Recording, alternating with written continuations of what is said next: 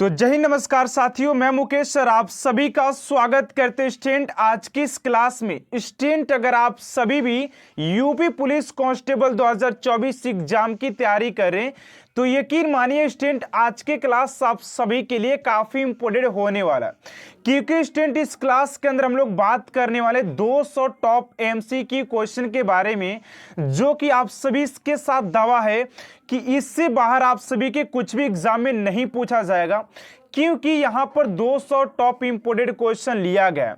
And student अगर आप सभी भी यूपी पुलिस कांस्टेबल 2024 एग्जाम की तैयारी करें तो यकीन मानिएगा कि आप सभी के लिए आज की क्लास काफी इंपोर्टेंट है। ये जो क्लास आप सभी का चलने वाला ये जीके का रिवीजन क्लास रहने वाला है। आई थिंक अगर आप इस क्लास को पहले भी कभी देख चुके हैं तो आप सभी के लिए रिवीजन क्लास है। सिर्फ आप सभी को यहाँ पर 200 प्रश्नों का रिवीजन करना है, जो कि आप सभी का और तरोताजा आप सभी का जीके हो सके। तो चलिए स्टूडेंट आज की इस क्लास को स्टार्ट करते हैं। आप सभी से एक छोटा सा रिक्वेस्ट है कि क्लास को एंड तक आप सभी जरूर देखिएगा। तो चलिए स्टूडेंट आज की क्लास को स्टार्ट करते हैं। प्रश्न आप सभी से पूछा जा रहा है कि उत्तर प्रदेश में जौनपुर जिले की कहार जाति द्वारा किए जाने वाला नृत्य कौन सा है। यहां पर पूछा जा रहा है कि उत्तर प्रदेश में जौनपुर जिले की कहार जाति द्वारा किए जाने वाला नृत्य कौन सा है। चौरसिया नृत्य या चौनफुल या छपेली या कर्मा। तो राइट आंसर हो जाएगा आप सभी का चौरसिया नृत्य। ऑप्शन नंबर ए आप सभी का राइट आंसर हो जाएगा। देखिए स्टूडेंट अगर आप सभी भी 2024 का अगर न्यू सिलेबस को देखे होंगे तो आप सभी को वहां पर स्पष्ट रूप से लिखा गया कि आप सभी के नृत्य शैली से भी प्रश्न आप सभी के एग्जाम में देखने को मिलेगा ही मिलेगा, ठीक है ना। चलिए अगले प्रश्न को और बात करते हैं। आप सभी का दूसरा नंबर प्रश्न है कि उत्तर प्रदेश के मिर्जापुर जिले में आदिवासियों द्वारा कौन सा नृत्य किया जाता है। उत्तर प्रदेश के मिर्जापुर जिले में आदिवासियों द्वारा कौन सा नृत्य किया जाता है। ऑप्शन नंबर ए में है नौटंकी, बी में चौचरी, सी में कर्मा एंड डी में चौरसिया। तो राइट आंसर हो जाएगा आप सभी का क्वेश्चन नंबर 2 का ऑप्शन नंबर सी यानी कि कर्मा हो जाएगा। एंड स्टूडेंट आप सभी को हाथ पर हाथ रखे इस क्लास को अटेंड नहीं करना है। अगर आप सभी अपने वर्दी को अपने जुनून को अपने पाना चाहते तो आप सभी को क्लास के साथ साथ हर एक प्रश्न का जवाब देते चलना है कि हाँ सर इस प्रश्न का आंसर ये हो जाएगा। एंड मैं आप सभी को हर एक प्रश्न पर 5 सेकेंड या 10 सेकेंड का मैं समय देने वाला हूं, जिसमें कि आप सभी को जवाब देना है हर एक प्रश्न का, ठीक है, ताकि इससे आप सभी को ये होगा कि आप सभी को अपने अंदर एक कॉन्फिडेंस, एक उजाला टाइप का देखने को मिलेगा कि मैंने तो इतना तैयारी कर रखा है तो मेरा तो सिलेक्शन पक्का ही है। ये आप सभी को एक कॉन्फिडेंस मिलेगा जो कि आप सभी की तैयारी के लिए काफी इंपॉर्टेंट होगा, क्योंकि मोटिवेशन आप सभी के सफलता की ओर लेकर जा सकता है, ठीक है। जोश और जज्बा होना चाहिए। चलिए अगले प्रश्न को और बात करते 3 नंबर प्रश्न है कि बुंदेलखंड के कुम्हारों में प्रचलित नृत्य जिसमें स्त्री पात्रों की भूमिका भी पुरुष करते हैं कौन सा है। अब इस आंसर का, इस क्वेश्चन का राइट आंसर आपसे हमसे सबसे पहले कमेंट बॉक्स में लिखिएगा। गलती या सही आप लोग को प्रयास करना है, गलती करे या सही करना आपसे को प्रयास सबसे पहले करना है, प्रयास सबसे उत्तम होता है, ठीक है ना। देखिए यहाँ पर जो राइट आंसर हो जाएगा आप सभी का बी यानी कि धुरिया समाज के जो यहाँ पर कुम्हार होते हैं ये चीज को प्रचलित करते हैं, ठीक है ना। तो ऑप्शन नंबर बी स्टूडेंट आप सभी का राइट आंसर हो जाएगा, ठीक है। अगले प्रश्न को और बात करते हैं। आप सभी के यहाँ पर देखिए 4 नंबर प्रश्न पूछा जा रहा है कि उत्तर प्रदेश का कौन सा नृत्य जिसमें नर्तकी कुश्ती लड़ते हैं, कबड्डी खेलने और चिड़ियों को जैसे चेष्टाएं करते हैं, ये कौन सा नृत्य। काफी इंपोर्टेंट है, आप लोग देख पा रहे हैं यहाँ पर, ठीक है ना। तो ऑप्शन नंबर ए में जागर नृत्य, बी में है झूमर नृत्य, सी में है कमसारी नृत्य और डी में नटवरी। तो राइट आंसर हो जाएगा आप सभी का क्वेश्चन नंबर 4 का ऑप्शन नंबर डी यानी कि नटवरी हो जाएगा। ऑप्शन नंबर डी स्टूडेंट आप सभी का राइट आंसर हो जाएगा क्वेश्चन नंबर 4 का। अगले प्रश्न को और बात करते हो स्टूडेंट, उससे पहले आप सभी से एक छोटा सा रिक्वेस्ट है कि अभी तक आपसे मेरे चैनल को सब्सक्राइब नहीं किए हैं तो प्लीज स्टूडेंट चैनल को सब्सक्राइब कर साथ साथ बेल आइकन को भी प्रेस कर दीजिएगा, क्योंकि मैं आप सभी के लिए डेली बेहतर से बेहतरीन करने का इस चैनल पर प्रयास किया जाता है, ठीक है ना, जो कि आप सभी के एग्जाम के लिए काफी इंपोर्टेंट रहते हैं। चलिए यहाँ पर 5 नंबर प्रश्न है कि उत्तर प्रदेश में अवधी व भोजपुरी भाषा वाले क्षेत्रों में कौन सा लोकगीत गाया जाता है। उत्तर प्रदेश में अवधी व भोजपुरी भाषा वाले क्षेत्रों में कौन सा लोकगीत गाया जाता है। 5 का हो जाएगा आप सभी का बिरहा। काफी इंपोर्टेंट ये प्रश्न आप सभी का, ऑप्शन नंबर बी आप सभी का राइट आंसर हो जाएगा बिरहा। चलिए अगले प्रश्न को और बात करते हैं आप सभी का। 6 नंबर प्रश्न पूछा जा रहा है कि उत्तर प्रदेश में बुंदेलखंड क्षेत्र में, उत्तर प्रदेश के बुंदेलखंड क्षेत्र में वीर रस में भोजपुरी प्रसिद्ध गायन शैली कौन सी है। तो गायन शैली कौन सी हो जाएगी। तो 6 का हो जाएगा आप सभी का अल्लाह। ऑप्शन नंबर डी आप सभी का राइट आंसर हो जाएगा। चलिए अगले प्रश्न को और बात करते हैं आप सभी का। 7 नंबर प्रश्न है कि उत्तर प्रदेश विधान परिषद के सदस्यों का निर्वाचन किस पद्धति द्वारा होता है। ये भी क्वेश्चन काफी इंपॉर्टेंट है आप सभी के लिए। देखिए एग्जाम में लोग क्या करते हैं कि जब भी हम लोग एग्जाम में स्टूडेंट बैठते तो आप लोगों ने एनालाइज ऐसा किया होगा कि यार कभी कभी लगता है कि ये प्रश्न तो हमने कभी जिंदगी में नहीं देखा, जीवन में कभी ऐसे प्रश्न नहीं देखे। तो आप लोग गलती क्या करते हैं कि जब भी क्लास में आप सभी को टॉप से टॉप एग्जाम टॉप से टॉप प्रश्न को जब करवाया जा रहा है तो आप सभी को लगता है कि ये प्रश्न तो फालतू ये कभी पूछे नहीं जाएंगे, और वही प्रश्न एग्जाम में डायरेक्टली पूछ लिया जाता है। तभी हम लोग को लगता है कि यार ये प्रश्न तो कभी मैंने नहीं देखा है, ये प्रश्न लग रहा है ना कि आउट ऑफ सिलेबस है, ऐसे जो स्टूडेंट होते हैं बोलते हैं। लेकिन वो लोग गलत मानते हैं, ये लोग गलत बोलते हैं। यहाँ पर देखिए अभी यही जो प्रश्न है आप लोग को ये थोड़ा सा और टाइप का दिखाई दे रहा होगा, लेकिन ऐसे ही प्रश्न जब एग्जाम में पूछे जाते हैं ना तो स्टूडेंटों को लगता है कि यार ये तो आउट ऑफ सिलेबस पूछ लिया, ठीक है ना, यही सारी चीज होता है। देखिए 7 नंबर जो प्रश्न है कि उत्तर प्रदेश विधान परिषद के सदस्यों का निर्वाचन किस पद्धति द्वारा होता है। सीधे जनता द्वारा, एकल संक्रमण ये पद्धति द्वारा, या स्नातकों द्वारा, या मनोनीत द्वारा।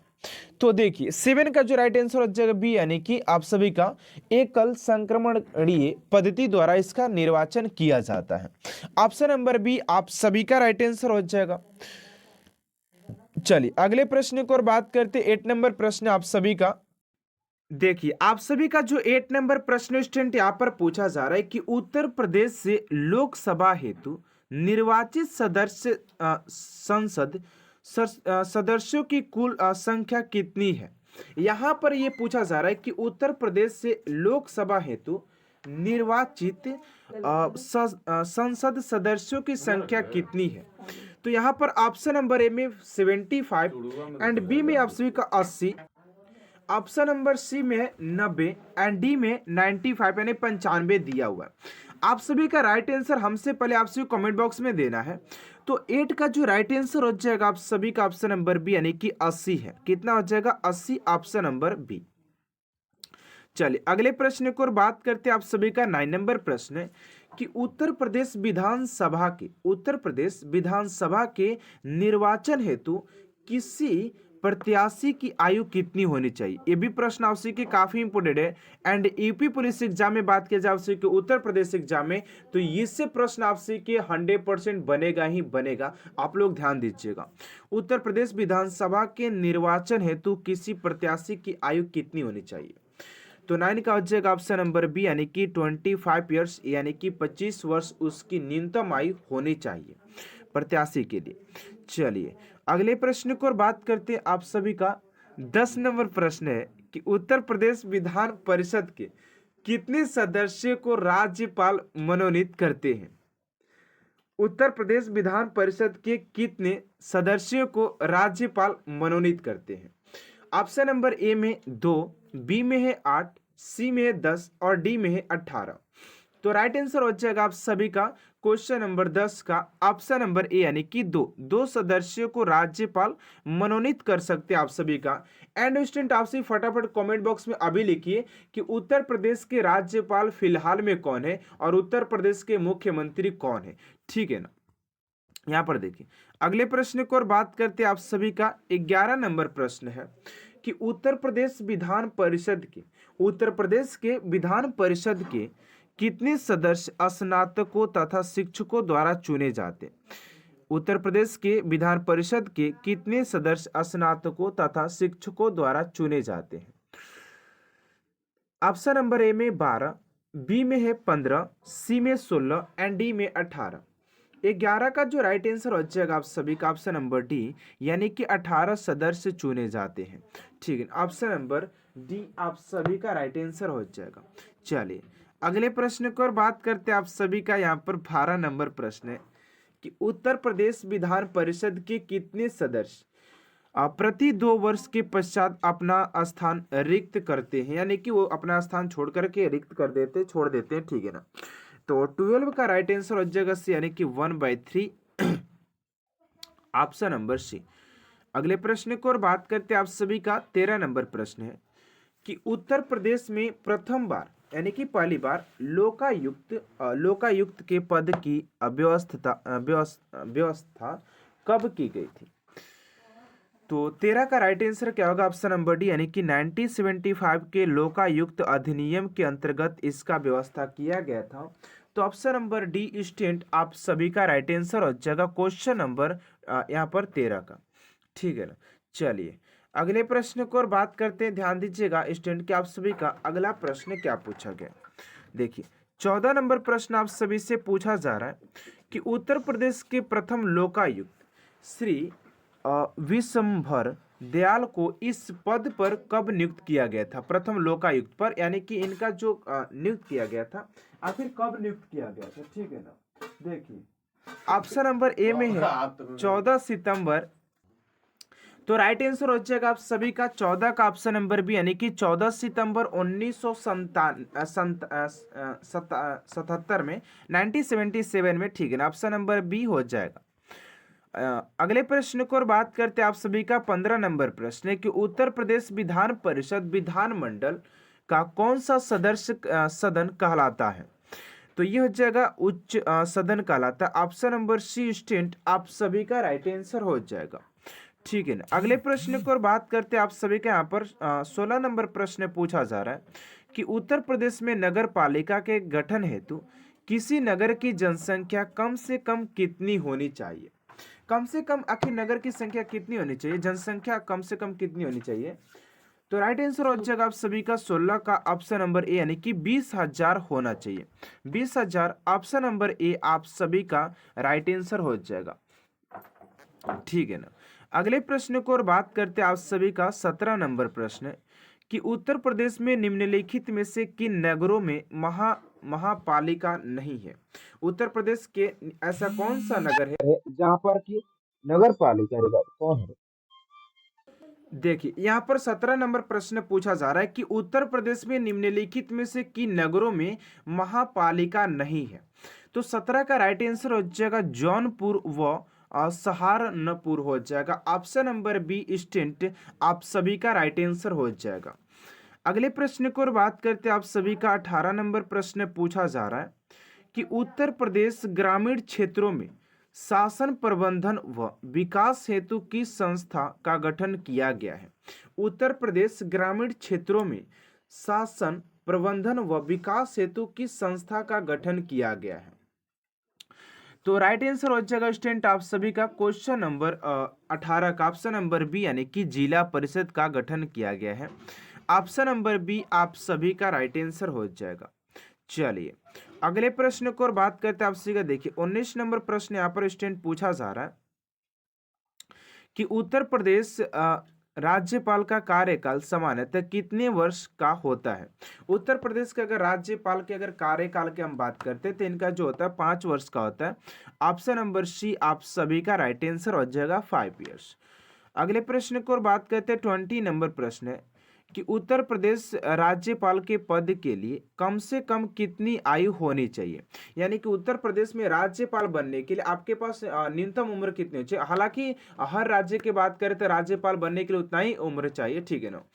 तो 20 का राइट आंसर हो जाएगा आप सभी का ऑप्शन नंबर सी, यानी 35 ईयर्स, यानी कि राष्ट्रपति का भी होता है, ठीक है ना, और राज्यपाल का होता है। चलिए अगले प्रश्न को और बात करते हैं आप सभी का 21 नंबर है कि उत्तर प्रदेश के लोक सेवा आयोग के अध्यक्ष की नियुक्ति कौन करता है। उत्तर प्रदेश के लोक सेवा आयोग की अध्यक्ष की नियुक्ति कौन करता है। 21 का जगह डी, यानी कि राज्यपाल के द्वारा किया जाता है, ऑप्शन नंबर डी राज्यपाल। अगले प्रश्न को और बात करते हैं आपसे 22 नंबर प्रश्न है कि उत्तर प्रदेश के राज्यपाल को निम्नलिखित में से कौन सा अधिकार प्राप्त होता है। उत्तर प्रदेश के राज्यपाल को कौन सा अधिकार प्राप्त होता है, तो ऑप्शन नंबर डी, यानी कि उपयुक्त सभी अधिकार। विधानमंडल को आमंत्रित करें, विसर्जित करने व स्थगित करने का अधिकार है। उसके बाद विधानसभा को भंग करने का भी अधिकार है। उसके बाद आदेश जारी करने का भी अधिकार है किसके पास, उत्तर प्रदेश के राज्यपाल के पास, ठीक है ना। अगले प्रश्न को और बात करते हैं 23 नंबर है कि उत्तर प्रदेश के कुछ विषयों पर अध्यादेश जारी करने के लिए राज्यपाल को किसकी स्वीकृति लेने की आवश्यकता होती है। 23 का जगह बी, यानी कि राष्ट्रपति ऑप्शन नंबर बी। अगले प्रश्न को और बात करते हैं आपसी का 24 नंबर है कि विधानसभा में धन विधेयक किसकी सिफारिश के बिना प्रस्तुत नहीं किया जा सकता है। 24 का जगह राज्यपाल, option number B, option number A हो जाएगा राज्यपाल। चलिए अगले प्रश्न को और बात करते हैं 25 नंबर है कि उत्तर प्रदेश के उच्च न्यायालय के न्यायाधीश की नियुक्ति राष्ट्रपति किसके परामर्श से करता है। 25 का जगह बी, यानी कि राज्यपाल के परामर्श पर इसकी नियुक्ति किया जाता है, ऑप्शन नंबर बी हो जाएगा। अगले प्रश्न को और बात करते हैं आपसे 26 नंबर प्रश्न को उत्तर प्रदेश में राष्ट्रपति किसके परामर्श से उत्तर प्रदेश में राष्ट्रपति किसके परामर्श से राष्ट्रपति शासन लागू करता है। तो 26 का जगह आपसी का डी, यानी कि राज्यपाल। उत्तर प्रदेश में राष्ट्रपति किसके परामर्श से राष्ट्रपति शासन लागू करता है, यानी कि राज्यपाल के साथ, ऑप्शन नंबर डी हो जाएगा। देखिए अगला प्रश्न है 27 नंबर कि उत्तर प्रदेश में राष्ट्रपति शासन के दौरान राज्यपाल किसके प्रतिनिधि के स्वरूप कार्य करता है, ठीक है ना। तो 27 का जो राइट आंसर हो जाएगा स्टूडेंट आप सभी का, ऑप्शन नंबर बी, यानी कि राष्ट्रपति हो जाएगा, ऑप्शन नंबर बी, ठीक है ना। अगले प्रश्न को और बात करते हैं आप सभी का। अगला प्रश्न 28 नंबर प्रश्न की राष्ट्रपति शासन के दौरान संपूर्ण कार्यपालिका की शक्तियां किसके हाथ में आ जाती है। तो 28 का जगह आप सभी के राज्यपाल के हाथ में आ जाती है, ऑप्शन नंबर सी आप सभी का राइट आंसर हो जाएगा। अगला प्रश्न 29 नंबर की श्री वराहगिरि वेंकट गिरी कब से कब तक उत्तर प्रदेश के राज्यपाल रहे हैं। तो आप सभी का 29 का जगह डी, यानी कि 10 जून 1957 से 30 जून 1960, ऑप्शन नंबर डी। अगले प्रश्न को और बात करते हैं स्टूडेंट, और आज का ये लास्ट प्रश्न है आप सभी का। देखिए कह रहे उत्तर प्रदेश का 72वां नया जिला कौन सा है। तो इस क्वेश्चन का राइट आंसर क्या होगा स्टूडेंट, आपसे कमेंट बॉक्स में देना है एंड देखते हैं कितने स्टूडेंट इस क्वेश्चन का राइट आंसर कमेंट बॉक्स में दे पाते हैं।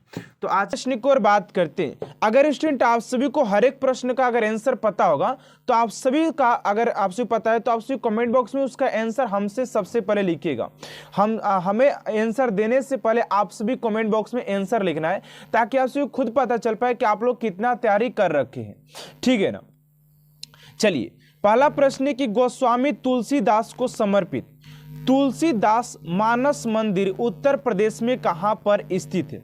देखिए पहला प्रश्न आप सभी से क्या पूछा गया कि गोस्वामी तुलसीदास को समर्पित तुलसीदास मानस मंदिर उत्तर प्रदेश के कहां पर स्थित है।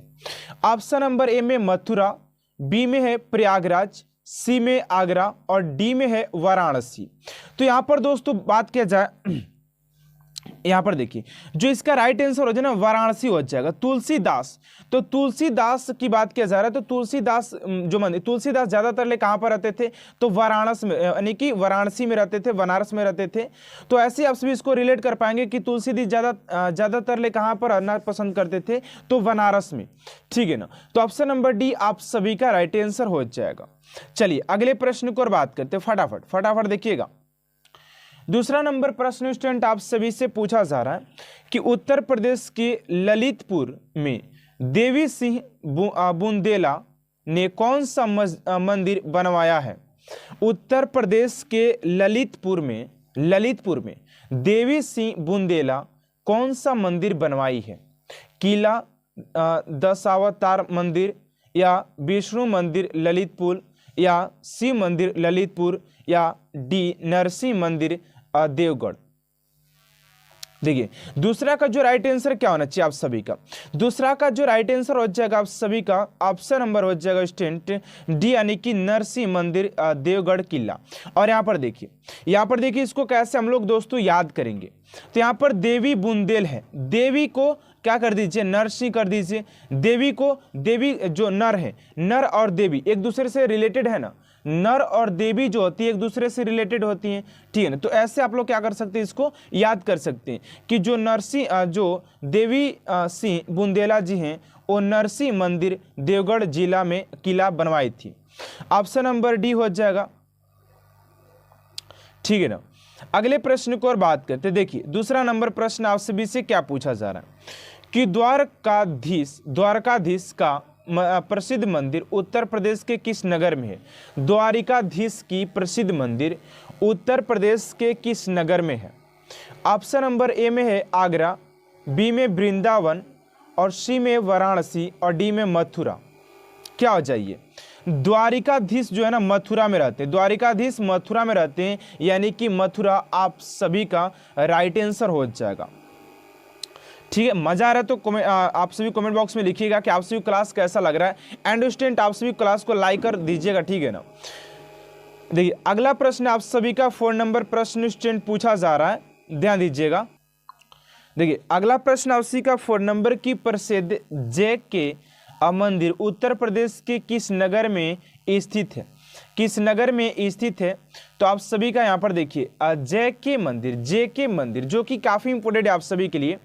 तो JK मंदिर की बात करते स्टूडेंट, तो आप सभी का देखिए यहाँ पर क्या, इसको कैसे याद करने का जो तरीका क्या हो सकता है। देखिए यहाँ पर कह रहा है कि JK मंदिर कहाँ पर हो जाएगा आप सभी का, ऑप्शन नंबर हो जाएगा यानी कि कानपुर। तो JK कान पकड़ तो कहाँ हो जाए JK मंदिर, कानपुर में। ठीक है, ऑप्शन नंबर ए। चलिए अगले प्रश्न को और बात करते फटाफट। अगला प्रश्न आप सभी का 5 नंबर, क्या 5 नंबर प्रश्न आप सभी का पूछा जा रहा है, ध्यान दीजिएगा। देखिए तो 5 नंबर प्रश्न आप सभी का पूछा जा रहा है कि उत्तर प्रदेश का प्रसिद्ध राधा स्वामी मंदिर किस नगर में है। तो दोस्तों राधा स्वामी अगर मंदिर के बात करते स्टूडेंट आप सभी का, तो क्या आंसर हो जाएगा आप सभी का। राधा स्वामी की बात की जाए, राधा स्वामी मंदिर मेरठ, आगरा, मोदी नगर, या सहारनगर। तो सहारनगर। देखिए इस क्वेश्चन का राइट आंसर क्या होना चाहिए, तो 5 का जो राइट आंसर हो जाएगा आप सभी का बी, यानी कि आगरा। आगरा में क्या हो जाएगा, राधा स्वामी मंदिर हो जाएगा। ऑप्शन नंबर बी आप सभी का राइट आंसर हो जाएगा। ठीक है, ऑप्शन नंबर बी। चलिए फटाफट अगले प्रश्न को और बात करते हैं आप सभी का। देखिए 6 नंबर प्रश्न है,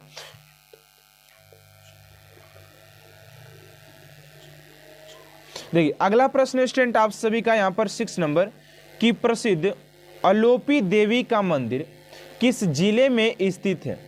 तो अलोपी देवी के मंदिर के बात करते स्टूडेंट ना, कि अलोपी देवी का जो मंदिर हो जाता है आप सभी का, वो किस जिला में स्थित हो जाएगा, गोरखपुर जिले में, या प्रयागराज जिले में, या सहारनगर जिले में, या आगरा जिले में।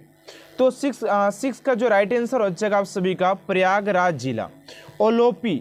ओलोपी और प्रयागराज जिले में स्थित ओलोपी देवी का जो मंदिर हो जाएगा प्रयागराज में स्थित हो जाएगा। ठीक है ना, ठीक है। ओलेपी प्रजा प्रयागराज, राजा क्या करते हैं कि पीते हैं, मतलब कि जैसे की बात करें पहले के राजा, मतलब कि पीने का मतलब वो नहीं है कि मतलब कि ओली पे, तो यहाँ पर कुछ लोग हम लोग रिलेट करने की कोशिश करें ताकि अगर याद हम लोग को याद हो जाए बस, और कुछ नहीं, ठीक है ना। देखिए यहाँ पर 7 नंबर प्रश्न क्या, ध्यान दीजिएगा कि उत्तर प्रदेश के किस जिले में भारत माता का मंदिर बना हुआ है। उत्तर प्रदेश के किस जिले में भारत माता का मंदिर बना हुआ है। इलाहाबाद, वाराणसी, आगरा, मथुरा। तो 7 का राइट आंसर जो हो जाएगा ना आप सभी का ऑप्शन नंबर बी, यानी कि वाराणसी में देखने को मिल जाएगा। उत्तर यहाँ पर बात किया जाए तो ये कहां पर हो जाएगा स्टूडेंट आप सभी का, वाराणसी में हो जाएगा। भारत माता, तो भारत माता की बात की जाए ज्यादातर यहाँ पर कहां पर जाएंगे हम लोग, बनारस जाएंगे, तो बनारस हो जाएगा आप सभी का। अगले प्रश्न को और बात करते हैं, 8 नंबर प्रश्न है कि प्रसिद्ध चंद्रिका देवी का मंदिर, प्रसिद्ध चंद्रिका देवी का मंदिर उत्तर प्रदेश के किस जिले में स्थित है। तो प्रसिद्ध चंद्रिका देवी के मंदिर के बात करते हैं ना, चंद्रिका देवी मंदिर। देखिए आप लोग के यहाँ पर जो भी प्रश्न स्टैंड करवाया जाना तो यकीन मानिएगा आप सभी के लिए सारे प्रश्न काफी इंपोर्टेंट, क्योंकि आप सभी के एग्जाम में देखा जाए तो इससे आप सभी के काफी इंपोर्टेंट प्रश्न बन जाते हैं। एंड अभी फिलहाल में जो मंदिर वाला जो है वो काफी चर्चित है, तो आप सभी के पूछे जाने के 100% चांसेस है मंदिर से प्रश्न, ठीक है ना। तो क्या हो जाएगा आप सभी का, देखिए 8 का राइट आंसर हो जाएगा बी, यानी कि लखनऊ में हो जाएगा। चंद्रिका, चंद्रिका, लखन, लखन लगा चंद्रिका, यानी कि यहाँ पर चंद्रमा, चंद्रमा से हो जाएगा, यानी जो लखनऊ, लखनऊ कहाँ पर, लखनऊ में कौन सा है, चंद्रिका देवी का मंदिर। चंद्रिका देवी का मंदिर कहाँ पर है, लखनऊ में, लखनऊ में हो जाएगा option number B, option number B, ठीक है ना। अगले प्रश्न को और बात करते देखिएगा आप सभी का 9 नंबर प्रश्न क्या पूछा जा रहा है कि अवंतिका देवी का मंदिर उत्तर प्रदेश के किस जिले में स्थित है। अवंतिका देवी का मंदिर किस जिले में स्थित है। बुंदल शहर, जालौन या मेरठ या सहारनगर, सहारनगर। देखिए 9 का राइट आंसर क्या हो जाएगा आप सभी का, 9 का जो राइट आंसर हो जाएगा आप सभी का ना ऑप्शन नंबर, यानी कि बुंदेल शहर अवंतिका, अवंतिका देवी का मंदिर है बुलंदशहर हो जाएगा ऑप्शन नंबर ए, बुलंदशहर यार। अगले प्रश्न को और बात करते हैं 80 का, देखिए 10 नंबर प्रश्न है कि प्रसिद्ध सरस्वती देवी का मंदिर उत्तर प्रदेश के किस जिले में स्थित है।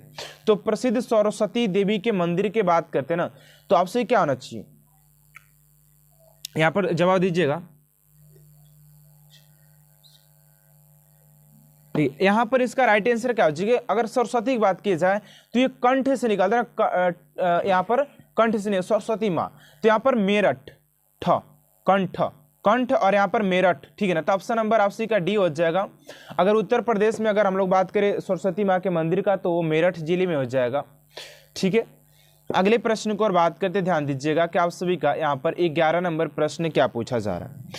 11 नंबर प्रश्न स्टूडेंट पूछा जा रहा है कि उत्तर प्रदेश के किस नगर में मुगल शासक अकबर की राजपूत रानी माइका की दरगाह स्थित है। तो 11 का जगह बी, यानी कि आगरा में हो जाएगा ऑप्शन नंबर बी स्टूडेंट आप सभी का राइट आंसर हो जाएगा। क्वेश्चन नंबर आप सभी का कितना है, क्वेश्चन नंबर 11 का, ठीक है ना। अगले प्रश्न को और बात करते हैं स्टूडेंट आप सभी का फटाफट कि अगला प्रश्न आप सभी के क्या दिया हुआ है, ध्यान दीजिएगा। देखिए अगले प्रश्न को और बात करते हैं। देखिए अगला प्रश्न आप सभी से यहाँ पर 12 नंबर पूछा जा रहा है कि आगरा के किले में मुगल शासक शाहजहां द्वारा निर्मित मस्जिद किस नाम से जानी जाती है। ये भी प्रश्न आपसे की एग्जाम में काफ़ी बार बना एंड ऐसे प्रश्न आपसे के पूछे ही जाएंगे। तो आगरा के किले में मुगल शासक शाहजहां द्वारा निर्मित मस्जिद की बात करें किस नाम से जाना जाता है, तो मोती मस्जिद के नाम से जाना जाता है। किस नाम से स्टूडेंट जाना जाता है, तो Moti Masjid, option number D. अगले प्रश्न को और बात करते देखिए आप सभी का 13 नंबर प्रश्न क्या पूछा जा रहा है। उत्तर यहाँ पर है कि उत्तर प्रदेश में शेख सलीम चिश्ती की दरगाह कहाँ पर स्थित है। उत्तर प्रदेश में शेख सलीम चिश्ती का दरगाह कहाँ पर हो जाएगा। देखिए 13 का जो राइट आंसर हो जाएगा आप सभी का ऑप्शन नंबर हो जाएगा सी, यानी कि फतेहपुर सीकरी में हो जाएगा। Fatehpur Sikri option number C आप सभी का राइट आंसर हो जाएगा, ठीक है। अगला प्रश्न आपसे 14 नंबर की जौनपुर में स्थित झाझरी मस्जिद का निर्माण किसने करवाया था। कहा जा रहा है कि जौनपुर में स्थित झाझरी मस्जिद का निर्माण किसने करवाया था? अकबर, इब्राहिम सरकी या जहांगीर या शेरशाह सूरी? 14 का जग आप सभी का बी यानी कि इब्राहिम सरकी के द्वारा किया गया था। इब्राहिम सरकी बोले तो ऑप्शन नंबर बी आप सभी का राइट आंसर हो जाएगा। देखिए अगले प्रश्न को और बात करते हैं आपसे। देखिए 15 नंबर प्रश्न है कि बाले मियाँ की दरगाह उत्तर प्रदेश के किस नगर में स्थित है? तो बाले मियाँ की दरगाह की बात करते तो ये हो जाएगा आप सभी का मेरठ जिला में हो जाएगा ऑप्शन नंबर सी। एंड अगले प्रश्न को और बात करते हैं आपसे। 16 नंबर है कि सूफी संत शाह अलाउद्दीन साफिर की दरगाह उत्तर प्रदेश में कहाँ पर स्थित हो जाएगा? तो यहाँ पर देखिए 16 का जो राइट आंसर हो जाएगा आप सभी का ऑप्शन नंबर ए हो जाएगा यानी कि कालियर ऑप्शन नंबर ए। एंड अगला प्रश्न स्टूडेंट आपसी का 17 नंबर की सूफी संत सैयद अबुल रज्जाक की दरगाह उत्तर प्रदेश में किस स्थान पर स्थित है? तो 17 का हो जाएगा आप सभी का ऑप्शन नंबर हो जाएगा डी यानी कि बंसा बराबरी हो जाएगा। ठीक है ना, यहाँ पर ऑप्शन नंबर डी आप सभी का राइट आंसर हो जाएगा। ठीक है, अगले प्रश्न को और बात करते हैं आप सभी का। देखिए 18 नंबर प्रश्न है कि संत हजरत सुल्तानुल आरफीन की दरगाह उत्तर प्रदेश में किस स्थान पर स्थित है? तो ये हो जाएगा आप सभी का ऑप्शन नंबर बी यानी कि बदायूं में। और देखिए अगले प्रश्न को और बात करते हैं 19 नंबर है कि फकीर सैयद सल्लार मसूद गाजी की दरगाह उत्तर प्रदेश में कहां पर स्थित हो जाएगा? 19 को हो जाएगा आप सभी का 19 का ऑप्शन नंबर ए यानी कि बहराइच ऑप्शन नंबर ए हो जाएगा। अगले प्रश्न को और बात करते हैं 20 नंबर है कि उत्तर प्रदेश के किस स्थान पर सूफी संत हाजी वारिस अली शाह की मजार स्थित है? 20 का हो जाएगा आप सभी का डी यानी कि देवा ऑप्शन नंबर डी। एंड अगले प्रश्न को और बात करते हैं 21 नंबर है कि संत सैयद महमूद शाह अशरफ जहांगीर की दरगाह उत्तर प्रदेश में किस स्थान पर स्थित है? 21 का हो जाएगा सी यानी कि छौछा Ambedkar Nagar option number C. And अगले प्रश्न को और बात करते हैं आपसे। देखिए 22 नंबर है कि मुगल शासक अकबर द्वारा निर्मित अनेक छतरियों वाली प्रसिद्ध जामा मस्जिद उत्तर प्रदेश में कहां पर स्थित है? तो ये हो जाएगा 22 नंबर प्रश्न ऑप्शन नंबर बी यानी कि फतेहपुर सीकरी। क्वेश्चन काफ़ी इंपोर्टेंट होगा क्योंकि राम मंदिर बनाने में जो जामा मस्जिद जो था वो काफ़ी इंपोर्टेंट चर्चा में रहा है। अगला प्रश्न 23 नंबर के औरंगजेब के गवर्नर बहराम खां द्वारा बनाई गई चुनार मस्जिद उत्तर प्रदेश के किस स्थान पर स्थित हो जाएगा? तो 23 का हो जाएगा ऑप्शन नंबर ए यानी कि मिर्जापुर बोले तो दोस्तों ऑप्शन नंबर ए। अगले प्रश्न को और बात करते देखिए 24 नंबर प्रश्न क्या पूछा गया है कि सरकी सुल्तानों द्वारा जैनपुर में निर्मित सर्वश्रेष्ठ मस्जिद कौन सा है? तो 24 का हो जाएगा आप सभी का ऑप्शन नंबर डी यानी कि अटाला मस्जिद ऑप्शन नंबर डी। एंड अगला प्रश्न की ओर बात करते 25 नंबर है कि महात्मा बुद्ध की परिनिर्वाण स्थल कहाँ पर है? देखिए इसका राइट आंसर हो जाएगा आप सभी का ऑप्शन नंबर हो जाएगा बी यानी कि कुशीनगर ऑप्शन नंबर बी। अगले प्रश्न को और बात करते देखिए 26 नंबर है कि भारत कला भवन उत्तर प्रदेश में कहाँ पर स्थित है? तो इस क्वेश्चन का राइट आंसर क्या होगा स्टूडेंट? आप सभी को इस क्वेश्चन का राइट आंसर कमेंट बॉक्स में देना है। कह रहे कि उत्तर प्रदेश के प्रथम मुख्यमंत्री का नाम बताइए। उत्तर प्रदेश के प्रथम मुख्यमंत्री का नाम क्या था? डॉक्टर संपूर्ण नंद ऑप्शन नंबर बी में श्रीमती सुचेता कृपलानी, सी में है श्री चंद्र भानु गुप्ता और डी में है श्री गोविंद वल्लभ पंत। स्टूडेंट आपसे को इस क्लास के अंदर आपसे को हमारे साथ साथ इस क्लास में आपसे को हर एक प्रश्न का आंसर देते चलना है ताकि आप सभी को अपने प्रिपरेशन का अंदाजा लग पाए कि आप सभी ने अपने एग्जाम के लिए कितना तैयारी कर रखी है, जिससे कि आप सभी को और आप सभी का जो कॉन्फिडेंस लेवल होगा वो और हाई होगा। ठीक है ना, तो आप लोग इस क्लास में आप सभी आंसर जोड़ देते हुए चलिएगा। चलिए पहला प्रश्न का जो राइट आंसर हो जाएगा आप सभी का ऑप्शन नंबर डी हो जाएगा यानी कि श्री गोविंद वल्लभ पंत हो जाएंगे। ऑप्शन नंबर डी स्टूडेंट आप सभी का राइट आंसर हो जाएगा। ठीक है ना। चलिए अगले प्रश्न को और बात करते हैं आप सभी का। यहाँ पर दूसरा नंबर प्रश्न स्टैंड पूछा जा रहा है कि श्री आदित्यनाथ योगी उत्तर प्रदेश के मुख्यमंत्री कब बने थे। श्री आदित्यनाथ योगी उत्तर प्रदेश के मुख्यमंत्री कब बने थे। अब ये क्वेश्चन आप सभी को फटाफट आंसर आपसे कमेंट बॉक्स में भर देना है कि आखिर इस क्वेश्चन का राइट आंसर क्या हो जाएगा। ठीक है ना। तो राइट आंसर हो जाएगा आप सभी का ऑप्शन नंबर ए, यानी कि 19/3/2017 को मुख्यमंत्री पद को ये ग्रहण किए थे। तो ऑप्शन नंबर ए स्टूडेंट आप सभी का राइट आंसर हो जाएगा। ठीक है ना। अगले प्रश्न को और बात करते हैं आप सभी का। प्रश्न नंबर 3 है।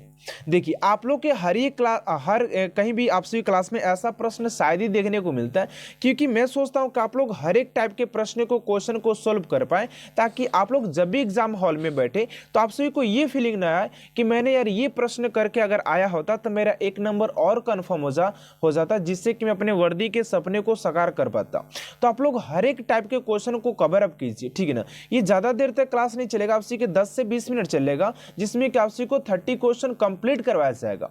ठीक है ना, जो कि आप सभी के लिए काफी इंपोर्टेंट होंगे। देखिए तीसरा नंबर प्रश्न आप सभी से पूछा जा रहा है कि उत्तर प्रदेश के भूतपूर्व मुख्यमंत्री श्री चंद्रभानु गुप्त निम्न में से कितनी बार, यानी कि निम्न में से कितनी बार मुख्यमंत्री नियुक्त हुए हैं।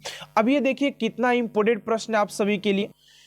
तो ये क्वेश्चन का जो राइट आंसर हो जाएगा आप सभी का ऑप्शन नंबर सी हो जाएगा, यानी कि ये 4 बार उत्तर प्रदेश के मुख्यमंत्री रह चुके हैं। ठीक है ना। तो ऑप्शन नंबर आप सभी का सी इज राइट आंसर हो जाएगा। चलिए अगले प्रश्न को और बात करते हैं स्टूडेंट। आप सभी का 4 नंबर प्रश्न पूछा गया। देखिए आप लोग कमेंट बॉक्स में आंसर दीजिएगा। हमसे पहले आप लोग सोचें कि आंसर दे दे कमेंट बॉक्स में, ताकि आप लोगों को खुद कॉन्फिडेंस आएगा कि यार मैंने तो इतना तैयारी कर रखे अपने एग्जाम के लिए। आप सभी को 5 सेकेंड का समय में 10 सेकेंड का समय दे रहा हूं। आप सभी आराम से पढ़िए और आराम से कमेंट बॉक्स में आंसर लिखिए, कोई जल्दबाजी नहीं है यहाँ पर। ठीक है ना। चलिए 4 नंबर प्रश्न है कि उत्तर प्रदेश में महत्वपूर्ण प्रशासकीय नियुक्ति राज्यपाल किसके परामर्श से करता है।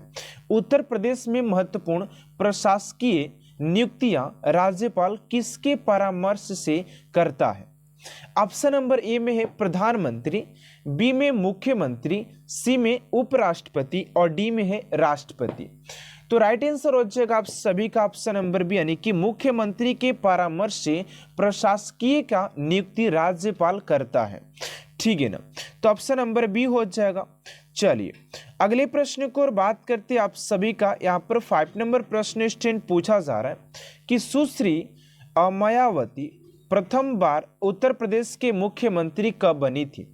मायावती पहली बार उत्तर प्रदेश के मुख्यमंत्री कब बनी थी। राइट आंसर हो जाएगा आप सभी का ऑप्शन नंबर 3/6/1995 को ये उत्तर प्रदेश के यानी कि पहली बार मुख्यमंत्री बनी थी। तो ऑप्शन नंबर सी आप सभी का राइट आंसर हो जाएगा। ठीक है। अगले प्रश्न को और बात करते हैं स्टूडेंट। आप सभी का 6 नंबर प्रश्न यहाँ पर पूछा जा रहा है कि उत्तर प्रदेश में पंचायतों ने कब कार्य करना आरंभ किया। उत्तर प्रदेश में पंचायतों ने कब कार्य करना प्रारंभ किया था। ऑप्शन नंबर ए में है 15 अगस्त 1952, बी में है 15 अगस्त 1950, सी में 15 अगस्त 1947 एंड डी में है 15 अगस्त 1949। तो यहाँ पर 6 का जो राइट आंसर हो जाएगा आप सभी का ऑप्शन नंबर डी, यानी कि 15 अगस्त 1949 को ये कार्य करना प्रारंभ किया था। तो ऑप्शन नंबर डी स्टूडेंट आप सभी का राइट आंसर हो जाएगा। ठीक है। जितना मैं आप सभी के ये प्रश्न को पढ़ रहा हूँ एंड आंसर को मैं कर रहा हूँ, आप लोग उससे पहले कमेंट बॉक्स में शायद आंसर लिख रहे होंगे। ठीक है ना। चलिए बात करते हैं यहाँ पर 7 नंबर प्रश्न की ओर कि आखिर 7 नंबर प्रश्न क्या पूछा गया। कह रहा है कि उत्तर प्रदेश में क्षेत्र के प्रमुख और उप प्रमुखों का कार्यकाल कितना वर्ष का होता है। ठीक है ना। यहाँ पर ये कार्यकाल के बारे में पूछा है कि आखिर कितने साल का कार्यकाल होता है। ऑप्शन नंबर ए में 4 साल, बी में है 6 साल, सी में है 7 साल और डी में है 5 ईयर्स। तो राइट आंसर हो जाएगा आप सभी का 7 का ऑप्शन नंबर डी, यानी कि 5 वर्ष का होता है। ऑप्शन नंबर डी आप सभी का राइट आंसर हो जाएगा, ऑप्शन नंबर डी। चलिए अगले प्रश्न की ओर बात करते हैं स्टूडेंट। उससे पहले आप सभी से एक छोटा सा रिक्वेस्ट है कि अभी तक आपसे हमारे चैनल को सब्सक्राइब नहीं किए तो प्लीज स्टूडेंट चैनल को सब्सक्राइब कर साथ साथ बेल आइकन को भी प्रेस कर दीजिएगा, ताकि ऐसा मोस्ट इंपोर्टेंट क्लास स्टूडेंट आप तक सबसे जल्द पहुंचते रहे, ठीक है ना। यहाँ पर देखिए 8 नंबर प्रश्न यहाँ पर पूछा जा रहा है कि निम्नलिखित में से कौन सा उत्तर प्रदेश पंचायत व्यवस्था का अंग है। निम्नलिखित में से कौन सा उत्तर प्रदेश पंचायत व्यवस्था का अंग है। ऑप्शन नंबर ए में है क्षेत्र पंचायत, बी में ग्राम सभा, सी में ग्राम पंचायत और डी में इनमें से सभी। तो 8 का राइट आंसर हो जाएगा ऑप्शन नंबर डी, यानी कि इनमें से सभी हो जाएगा, ठीक है। ऑप्शन नंबर डी आप सभी का राइट आंसर हो जाएगा। चलिए अगले प्रश्न को और बात करते आप सभी का 9 नंबर प्रश्न यहाँ पर पूछा जा रहा है। यहाँ पर कह रहा है कि ग्राम सभा की सदस्यता प्राप्त करने के लिए कम से कम आयु सीमा कितनी होती है। ग्राम सभा की सदस्यता प्राप्त करने के लिए कम से कम आयु सीमा कितनी होती है। तो राइट आंसर हो जाएगा आप सभी का ऑप्शन नंबर बी, यानी कि 18 वर्ष होती है। ऑप्शन नंबर बी आप सभी का राइट आंसर हो जाएगा।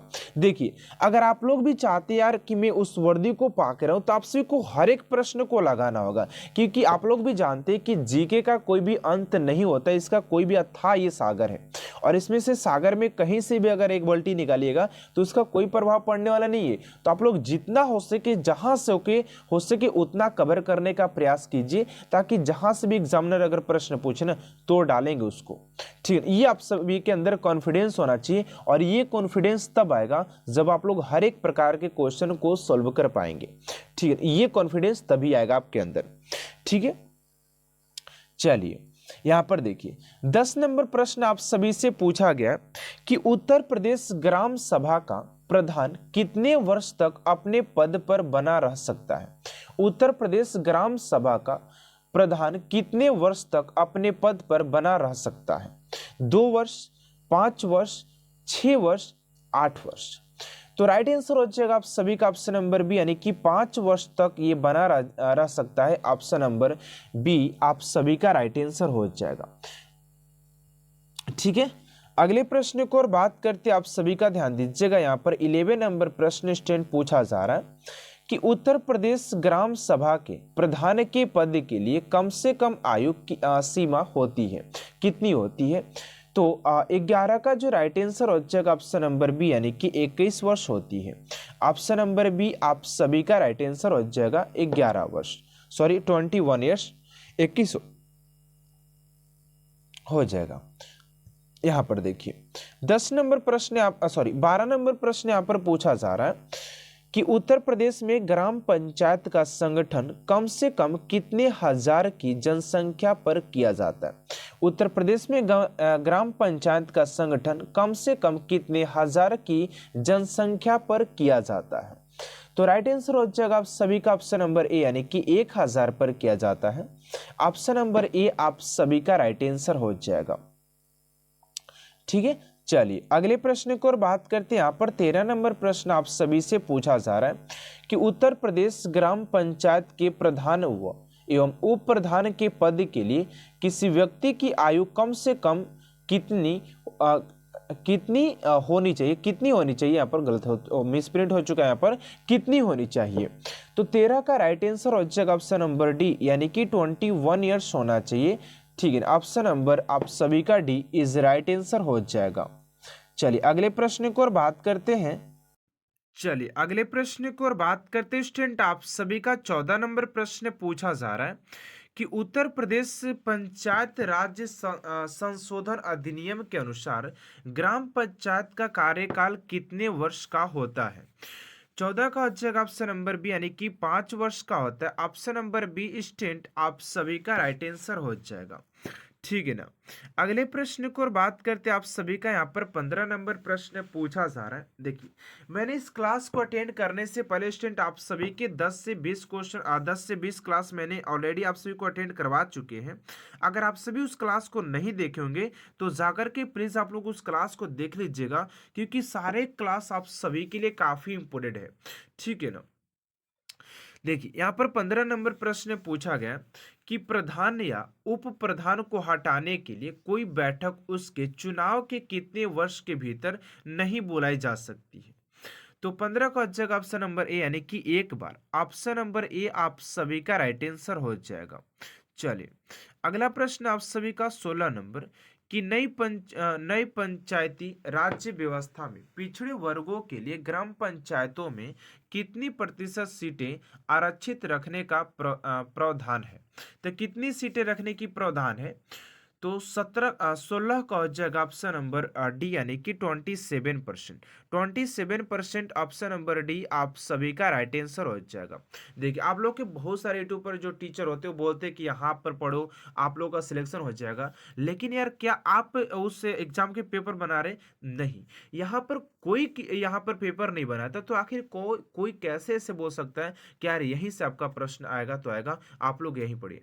ये गलत बात है। आप लोगों को घुमाने के लिए लोग जो बोलते हैं ना, ये बहुत गलत बात है कि आप लोग हमारे क्लास में यहीं से प्रश्न आएगा। ऐसा मैं ये नहीं बोलता हूँ कि आप लोग इसी क्लास को अटेंड कीजिए यहीं से आएगा, नहीं।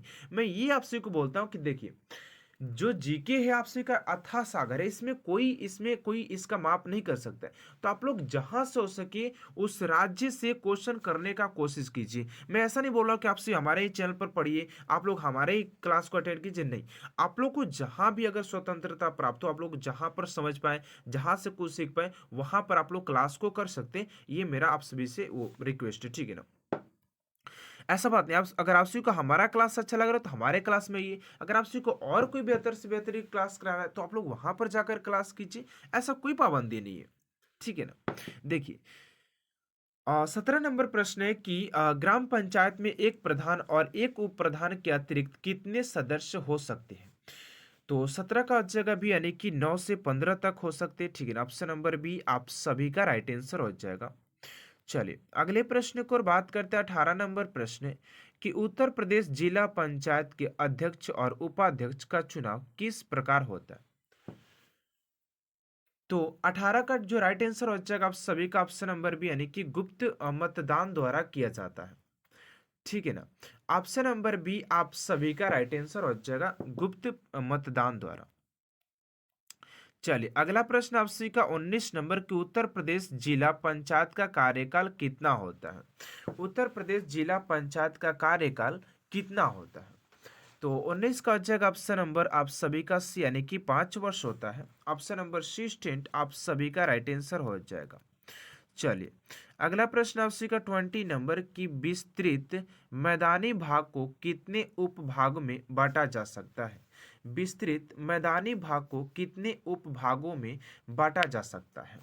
तो 20 का जो राइट आंसर हो जाएगा आप सभी का बी यानी कि 3 भागों में बांटा जा सकता है। ऑप्शन नंबर बी आप सभी का राइट आंसर हो जाएगा, ठीक है।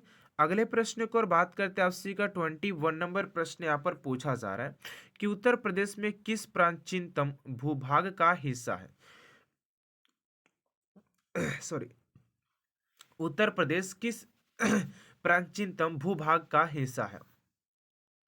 21 का हो जाएगा आप सभी का सी यानी कि ग्रैंड वान लैंड का हो जाएगा ऑप्शन नंबर सी, ठीक है। अगले प्रश्न को और बात करते, अगर आप सभी भी स्टूडेंट अगर हिंदी का अगर आपसे हिंदी के अगर आप सभी टॉपिक वाइज अगर आप लोग टॉपिक वाइज अगर क्लास करना चाहते हैं तो आप लोग को मैंने इसी क्लास के ऊपर हिंदी को एकदम चैप्टर वाइज चैप्टर उसको मैंने करवाने का कोशिश किया है, जिसमें कि मैंने 4 से 5 क्लास ऑलरेडी अपलोड कर दिया गया, जिसमें कि हम लोग संज्ञा पढ़े हैं, नाउन पढ़े हैं, उसके बाद बात करें आपसे कि मुहावरा पढ़ लिए हैं। तो उसमें सारे डिटेल्स में एकदम क्लास दिए, जिसमें कि 100+ उसमें MCQ क्वेश्चन भी है आप सभी के कॉन्सेप्ट के साथ। तो अगर आप सभी भी नहीं देखें तो जाकर के प्लीज जरूर देखिएगा, क्योंकि वहां पर आपसे कि हिंदी के जो प्रश्न है ना, वो कभी अगर आपसे ने अगर उस क्लास को अटेंड कर लिया तो उस क्लास को अटेंड करने के बाद आपसे उससे बनने वाले हर एक प्रश्न को आप लोग सोल्व कर पाएंगे। तो जाकर के प्लीज एक बार जरूर देखिएगा, ठीक, एक बार देखिएगा आप सभी को क्लास कैसा लग रहा है, ठीक है ना। देखिए 22 नंबर है कि गंगा के ऊपरी मैदानी भाग की जलवायु कैसी है। 22 का हो जाएगा बी, यानी कि गर्म और आर्द्र होती है, ऑप्शन नंबर बी। चलिए अगला प्रश्न 23 नंबर की गंगा के ऊपरी मैदान की लंबाई और चौड़ाई कितनी है। तो गंगा के ऊपरी मैदान की लंबाई और चौड़ाई की बात करते हैं तो ये हो जाएगा आप सभी का 500 किलोमीटर से 80 किलोमीटर। अगला प्रश्न आपसे 24 नंबर की गंगा के मध्य मैदानी भाग में पाए जाने वाली कृषि योग्य मिट्टी कौन सी है।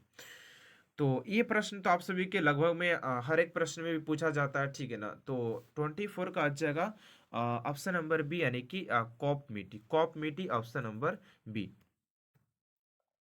चलिए अगला प्रश्न 25 नंबर के उत्तर प्रदेश को वर्षा वितरण के आधार पर कितने जलवायु विभाग में विभाजित किया गया है, ठीक है ना, कितने में विभाजित किया गया, ये प्रश्न आप सभी से स्टूडेंट यहाँ पर पूछा जा रहा है। तो यहाँ पर देखिए 25 का जो राइट आंसर हो जाएगा आप सभी का 25 का ऑप्शन नंबर हो जाएगा 25 का डी, यानी कि 5। कितना हो जाएगा 5, ऑप्शन नंबर डी आप सभी का स्टूडेंट राइट आंसर हो जाएगा। फटाफट देखिए अगले प्रश्न की ओर हम लोग बात करते हैं कि अगला प्रश्न आप सभी का क्या दिया हुआ। देखिए 26 नंबर प्रश्न आपसे इससे पूछा जा रहा है कि उत्तर प्रदेश की प्रमुख नदियां और उनके उद्गम स्थल के जोड़ों में से गलत कौन सा है, यानी कौन सा इसमें गलत जोड़ा है, उद्गम स्थान से जोड़ों में से गलत जो कौन सा है। तो गलत की बात करें तो 26 का जगह ऑप्शन नंबर डी, यानी कि शारदा कोड़ियाला, ठीक है, ऑप्शन नंबर डी। एंड अगले प्रश्न को बात करते हैं आपसे का 27 नंबर है कि उत्तर प्रदेश की सीमा के अंदर आकर मिलने वाली नदियों का नाम बताइए। उत्तर प्रदेश की सीमा के अंदर आकर मिलने वाली अगर नदियों के नाम की बात करते हैं तो 28 का जगह से, यानी कि रामगंगा, यमुना और गोमती हो जाएगी, ऑप्शन नंबर सी। चलिए अगला प्रश्न 28 नंबर की उत्तर प्रदेश की प्रमुख नदी गंगा की कुल लंबाई कितनी है। उत्तर प्रदेश की प्रमुख नदी गंगा की कुल लंबाई कितनी है। 28 का अच्छा ऑप्शन नंबर सी, यानी कि 2525 किलोमीटर, ऑप्शन नंबर सी। चलिए अगले प्रश्न को बात करते हैं 29 नंबर प्रश्न आप सभी से पूछा जा रहा है कि उत्तर प्रदेश की प्रमुख नदी गंगा किन नदियों के मिलने से बनी है। उत्तर प्रदेश की प्रमुख नदी गंगा की नदियों के मिलने से बनी है। तो 29 का जो राइट आंसर हो जाएगा ऑप्शन नंबर सी, यानी कि अलकनंदा और भागीरथी, ऑप्शन नंबर सी आप सभी का राइट आंसर हो जाएगा, ठीक है ना। चलिए अगले प्रश्न को और बात करते हैं और आज का ये लास्ट प्रश्न स्टूडेंट आप सभी का कि उत्तर प्रदेश की प्रमुख नदी यमुना की लंबाई कितनी है। उत्तर प्रदेश की प्रमुख नदी यमुना की लंबाई कितनी है। तो इस क्वेश्चन का राइट आंसर क्या होगा स्टूडेंट आप सभी को कमेंट बॉक्स में देना है। एंड देखते स्टूडेंट आप सभी का पहला प्रश्न पूछा गया है कि किस जिले में मोहनजोदड़ो स्थित है। किस जिले में मोहनजोदड़ो स्थित है। राइट आंसर हो जाएगा ऑप्शन नंबर ए, यानी कि लरकाना जिले में स्थित हो जाएगा। ऑप्शन नंबर ए स्टूडेंट आप सभी का राइट आंसर हो जाएगा। देखिए यहां पर आप सभी के लो लेवल से लेकर हाई लेवल यानी कि सभी टाइप के प्रश्न यहां पर टाइप किए गए हैं, क्योंकि आप लोग जब भी एग्जाम में बैठे तो आप सबको यह फील ना हो कि मैंने तो लॉलीपॉप क्वेश्चन सारी चीज लगा लिए और आज एग्जाम में एक ही क्वेश्चन नहीं बन पा रहे। तो हर एक प्रश्न के टाइप के आप सभी को प्रश्न यहां पर स्टूडेंट देखने को मिल जाएंगे, ठीक है ना। चलिए दूसरा नंबर प्रश्न है कि हम भारत का लौह पुरुष किसको कहते हैं, यानी कि हम लोग भारत के लौह पुरुष के नाम से किसे जानते हैं। गोपाल कृष्ण गोखले, वीजी तिलक, एम.के. गांधी या सरदार वल्लभ भाई पटेल को। फटाफट आंसर आप सभी कमेंट बॉक्स में दीजिएगा। तो इस क्वेश्चन का जो राइट आंसर हो जाएगा स्टूडेंट आप सभी का ऑप्शन नंबर डी, यानी कि सरदार वल्लभ भाई पटेल जी को भारत का लौह पुरुष के नाम से जाना जाता है। तो ऑप्शन नंबर डी स्टूडेंट आप सभी, सॉरी ऑप्शन नंबर डी आप सभी का राइट आंसर हो जाएगा। चलिए अगले प्रश्न को और बात करते हैं स्टूडेंट आप सभी का। यहाँ पर 3 नंबर प्रश्न है कि भारतीय संविधान में समवर्ती सूची के किसके संविधान से ली गई है। भारतीय संविधान में समवर्ती सूची किसके संविधान से लिया गया है। यहां पर स्टूडेंट आप सभी का जो राइट आंसर हो जाएगा ऑप्शन नंबर, आप सभी का ऑस्ट्रेलिया हो जाएगा, ऑप्शन नंबर डी। देखिए अगर आप सभी स्टूडेंट देखिए अगर एसएससी जीडी की तैयारी कर रहे हैं या यूपी पुलिस का आप सभी तैयारी कर रहे हैं तो आप सभी के एग्जाम में यहां से संविधान से अगर बात करें तो आप सभी के 2 से 3 प्रश्न भी बन सकते हैं, क्योंकि संविधान के प्रश्न आप सभी के हर एक एग्जाम में पूछा जाता है, वो चाहे कोई भी एग्जाम हो। ठीक है ना। देखिए ऑप्शन नंबर डी आप सभी का राइट आंसर हो जाएगा। चलिए अगले प्रश्न को और बात करते आप सभी का 4 नंबर प्रश्न है कि जनवरी 2018 में क्रिकेट महेंद्र सिंह धोनी को कौन सा पुरस्कार प्रदान किया गया था। यानी कि महेंद्र सिंह धोनी को 2018 में कौन से पुरस्कार से सम्मानित किया गया था। पद्म भूषण, पद्मश्री, पद्म विभूषण और खेल रत्न से। तो राइट आंसर क्या होगा स्टूडेंट, आप सभी को कमेंट बॉक्स में हमसे पहले लिखना है और आप सभी को आंसर देने के लिए लगभग में मैं 10 सेकंड का समय देने वाला हूं। ठीक है, अच्छा है। चलिए यहां पर फटाफट आप लोग कमेंट बॉक्स में आंसर लिखिए कि आखिर 4 का राइट आंसर क्या होगा। जानते हैं इससे आप सभी के अंदर ना एक कॉन्फिडेंस लेवल आएगा कि यार मैं तो 100 क्वेश्चन में 75, 85, 90 क्वेश्चन को सॉल्व कर पाया, तो मेरा तो तैयारी निश्चित है, मैं तो हर एक बंदे से मैं तैयारी करके बैठा है। आप सभी को ये फीलिंग जिस दिन आ गया ना तो आप लोग जानिए कि आप लोग अपने सपने को साकार कर लिए। ठीक है ना। तो राइट आंसर हो जाएगा आप सभी का ऑप्शन नंबर यानी कि पद्म भूषण हो जाएगा, पद्म भूषण ऑप्शन नंबर ए। चलिए अगले प्रश्न को और बात करते आप सभी का 5 नंबर प्रश्न यहां पर पूछा जा रहा है कि भूपेन हजारिका सेतु, भूपेन हजारिका सेतु का निर्माण किस राज्य में किया गया है। देखिए भूपेन हजारिका सेतु निर्माण किस राज्य में किया गया है। फटाफट कमेंट बॉक्स में आंसर आप सभी का भर जाना चाहिए। ऑप्शन नंबर ए में है गुजरात, बी में है कर्नाटक, सी में महाराष्ट्र और डी में असम। तो इस क्वेश्चन का जो राइट आंसर हो जाएगा आप सभी का ऑप्शन नंबर डी यानी कि असम हो जाएगा। लेकिन यहां पर एक बात और ध्यान दीजिएगा कि आप सभी से असम से एक और प्रश्न पूछा जाता है कि असम में कौन कौन सा नेशनल पार्क आप सभी के स्थित हो जाता है। तो थोड़ा सा मैं चाहता हूं कि आप लोग एक्स्ट्रा पॉइंट भी दोस्तों समझते चलेंगे तो बहुत मजा आएगा। देखिए असम के अगर हम लोग नेशनल पार्क की बात करते हैं तो गिनिएगा Kaziranga national park, Manas national park, Kaziranga national park, Manas national park, उसके बाद Nameri national park, Orang national park और डुबरी नेशनल पार्क। ये पांचों जो नेशनल पार्क है ना स्टूडेंट आप सभी का काफी इंपोर्टेंट है एंड यहां से प्रश्न आप सभी के हर बार एग्जाम में देखने को मिल जाते हैं नेशनल पार्क से। ठीक है ना। और असम के हम लोग नृत्य की बात कर लेते तो बिहू हो जाता है जो कि काफी इंपोर्टेंट है आप सभी के लिए। ठीक है ना। चलिए यहां पर देखिए गुजरात की बात करते तो गुजरात का जो लोक नृत्य हो जाता है गरबा हो जाता है। क्या हो जाता है स्टूडेंट, गरबा, जो कि काफी इंपोर्टेंट है। चलिए अगले प्रश्न को और बात करते आप सभी के यहां पर 6 नंबर प्रश्न क्या पूछा जा रहा है। देखिए कह रहा है कि एशिया के सबसे बड़े मरुस्थल का नाम बताइए। एशिया के सबसे बड़े मरुस्थल की बात करते स्टूडेंट यहां पर कि एशिया के जो सबसे बड़े मरुस्थल है वो कौन सा है। थार, गोबी, टकला, मकान या काराकुम। तो इस क्वेश्चन का जो राइट आंसर आ जाएगा आप सभी का, आप सभी फटाफट कमेंट बॉक्स में आंसर दीजिए कि आप सभी का राइट आंसर क्या हो जाएगा। मैं आप सभी को 5 सेकेंड और एक्स्ट्रा टाइम दे रहा हूं।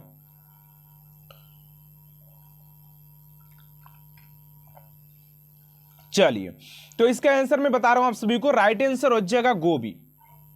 सबसे बड़े मरुस्थल में से एक है ऑप्शन नंबर बी, आप सभी का राइट आंसर हो जाएगा। चलिए अगले प्रश्न को और बात करते हैं आप सभी का। यहां पर 7 नंबर प्रश्न स्टूडेंट पूछा जा रहा है कि ज्ञानपीठ पुरस्कार 2017 किसे प्रदान किया गया है। ज्ञानपीठ पुरस्कार 2017 किसे प्रदान किया गया है? फटाफट आंसर दीजिए आप सभी। देखिए गलत हो या सही आप सभी को आंसर देना है। किस लोग लग रहा हो ना कि यार मैं तो गलत आंसर दे दूंगा तब अगला बंदा क्या कहेगा यार तो ये तो गलत आंसर। ऐसा देखो शर्माने वाली बात नहीं है। जिस दिन आप लोगों ने शर्माना छोड़ दिया उसी दिन तो आपका सिलेक्शन पक्का है। क्योंकि कुछ लोग क्या करते हैं शर्माने लगते, जिस क्वेश्चन का आंसर आता है ना वो भी क्वेश्चन का आंसर नहीं दे पाते। तो ऐसा गलती मत कीजिए आप सभी, ठीक ना। अगले और काम में तो शर्माते नहीं है लेकिन पढ़ाई में थोड़ा बहुत शर्माने लगते, कोई दिक्कत नहीं, शर्माइएगा मत आप सभी भाई, ठीक है ना। यहाँ पर सब अपने ही है। फटाफट आंसर कमेंट बॉक्स में दीजिए। करे कि ज्ञानपीठ पुरस्कार 2017 किसे प्रदान किया गया है? तो 7 का राइट आंसर हो जाएगा ऑप्शन नंबर बी, यानी कि कृष्ण सोबती, कृष्णा सोबती जी को यह पुरस्कार दिया गया है। ऑप्शन नंबर बी आप सभी का राइट आंसर हो जाएगा।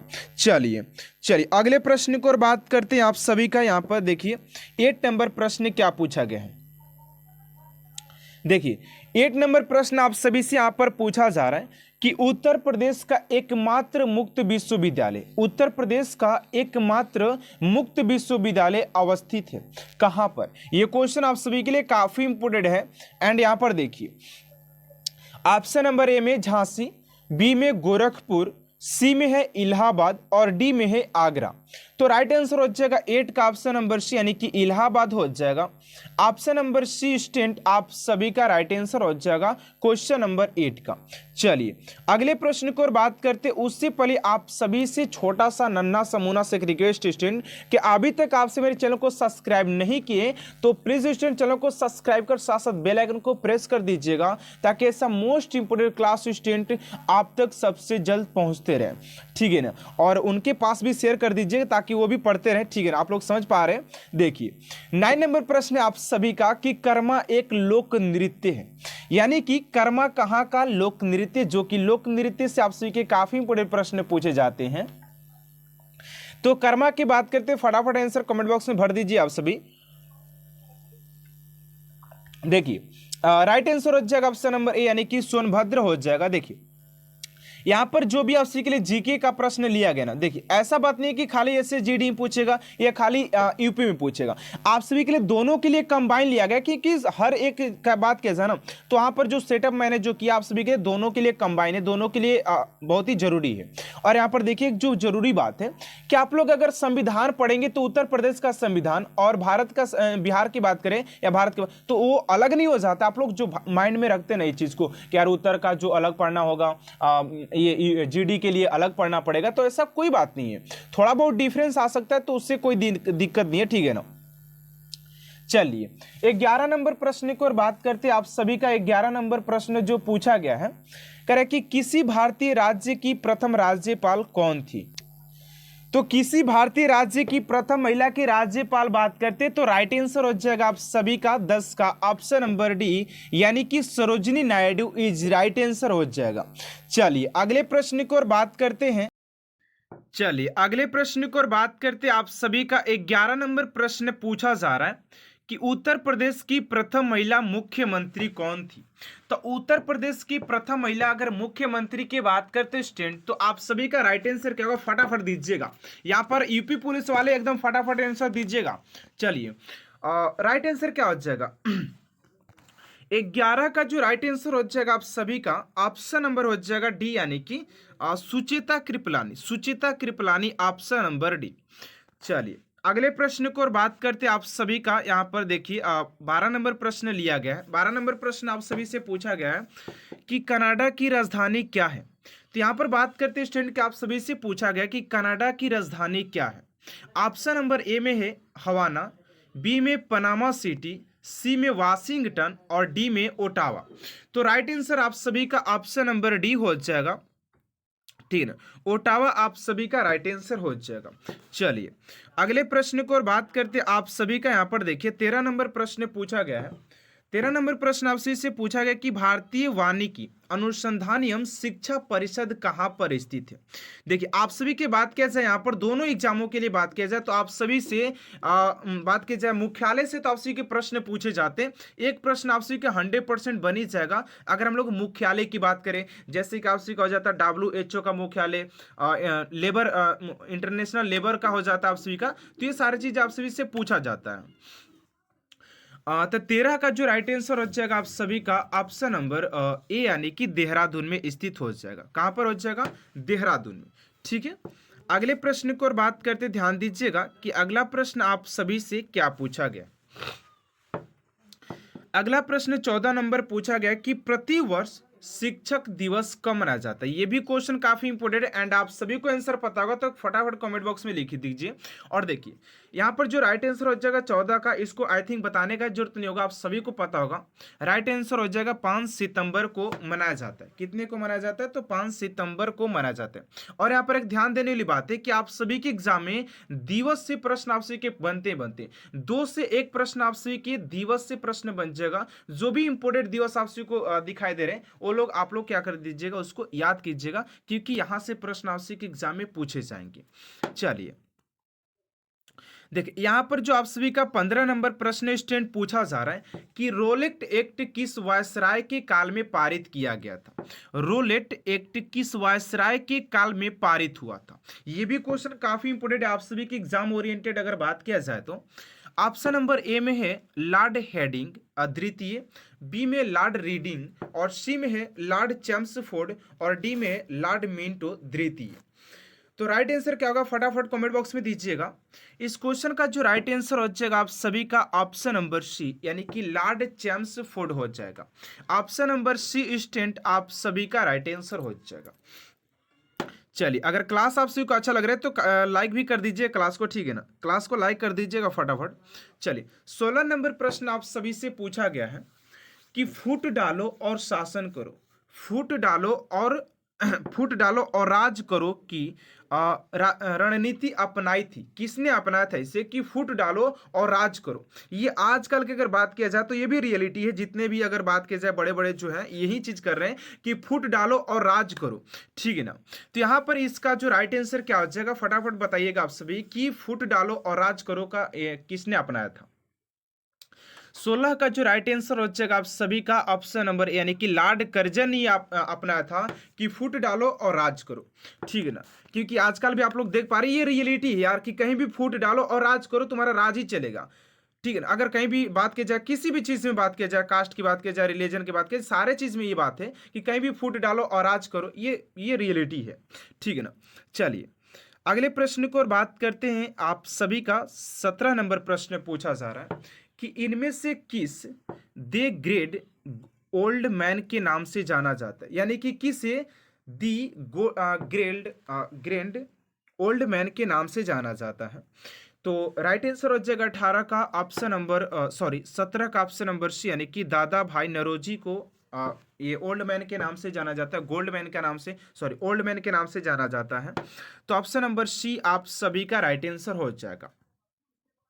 चलिए अगले प्रश्न को और बात करते हैं। आप सभी का 18 नंबर प्रश्न पूछा गया है कि द्वितीय बौद्ध संगीति का आयोजन कहाँ हुआ था। अगर बात करते देखिए स्टूडेंट यहाँ पर थोड़ा सा हम बौद्ध धर्म के बारे में थोड़ा सा बात करेंगे कि बौद्ध संगीति द्वितीय कहाँ पर आयोजित हुआ था। आप लोग फटाफट कमेंट बॉक्स में आंसर दीजिए, तब तक मैं बौद्ध धर्म को निपटारा कर देता हूँ, ठीक है। तो यहाँ पर देखिए बौद्ध धर्म के जो संस्थापक थे गौतम बुद्ध को माना जाता है, और गौतम बुद्ध का जो यहाँ पर उनके पिता का नाम क्या था, उनके माता का नाम महामाया था, जिनकी माता का जो मृत्यु था देहांत था वो 7 दिन पहले, जन्म के 7 दिन पहले ही हो जाता है। पिता का नाम सुदोधन था, और इनका जो लालन पालन था आप सभी को पता होगा कि इनके मौसी के द्वारा गौतमी प्रजापति के द्वारा इनका लालन पालन किया गया था। और ये 4 व्यक्तियों के मिलने के कारण से ये अपने गृह त्याग के लिए सोच लिए थे, और इनके बेटा का नाम राहुल था और पत्नी का नाम यशोधरा था, ठीक है। यही है इनकी बौद्ध धर्म की बात किया जाए तो। चलिए अब 18 के राइट आंसर की बात कर लेते हैं। तो राइट आंसर हो जाएगा ऑप्शन नंबर सी, यानी कि Pataliputra. Pataliputra option number C आप सभी का राइट आंसर हो जाएगा। चलिए अगले प्रश्न को और बात करते हैं। आप सभी का ऑप्शन नंबर 19 नंबर प्रश्न आप सभी से पूछा गया है कि निम्नलिखित में से कौन भारतीय राष्ट्रीय कांग्रेस की प्रथम महिला अध्यक्ष थी, यानी कि इनमें से कौन सी ऐसी महिला है जो कि भारतीय राष्ट्रीय कांग्रेस की पहली महिला अध्यक्ष थी। ऑप्शन नंबर ए में है सरोजिनी नायडू, बी में है एनी बेसेंट, सी में है एन सेनगुप्ता और डी में है इनमें से कोई नहीं। तो इस क्वेश्चन का जो राइट आंसर क्या होगा स्टूडेंट, आपसे फटाफट कमेंट बॉक्स में आंसर दीजिए, ठीक है ना।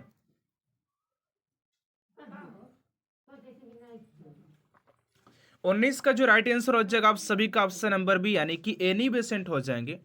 ऑप्शन नंबर बी स्टूडेंट आप सभी का राइट आंसर हो जाएगा।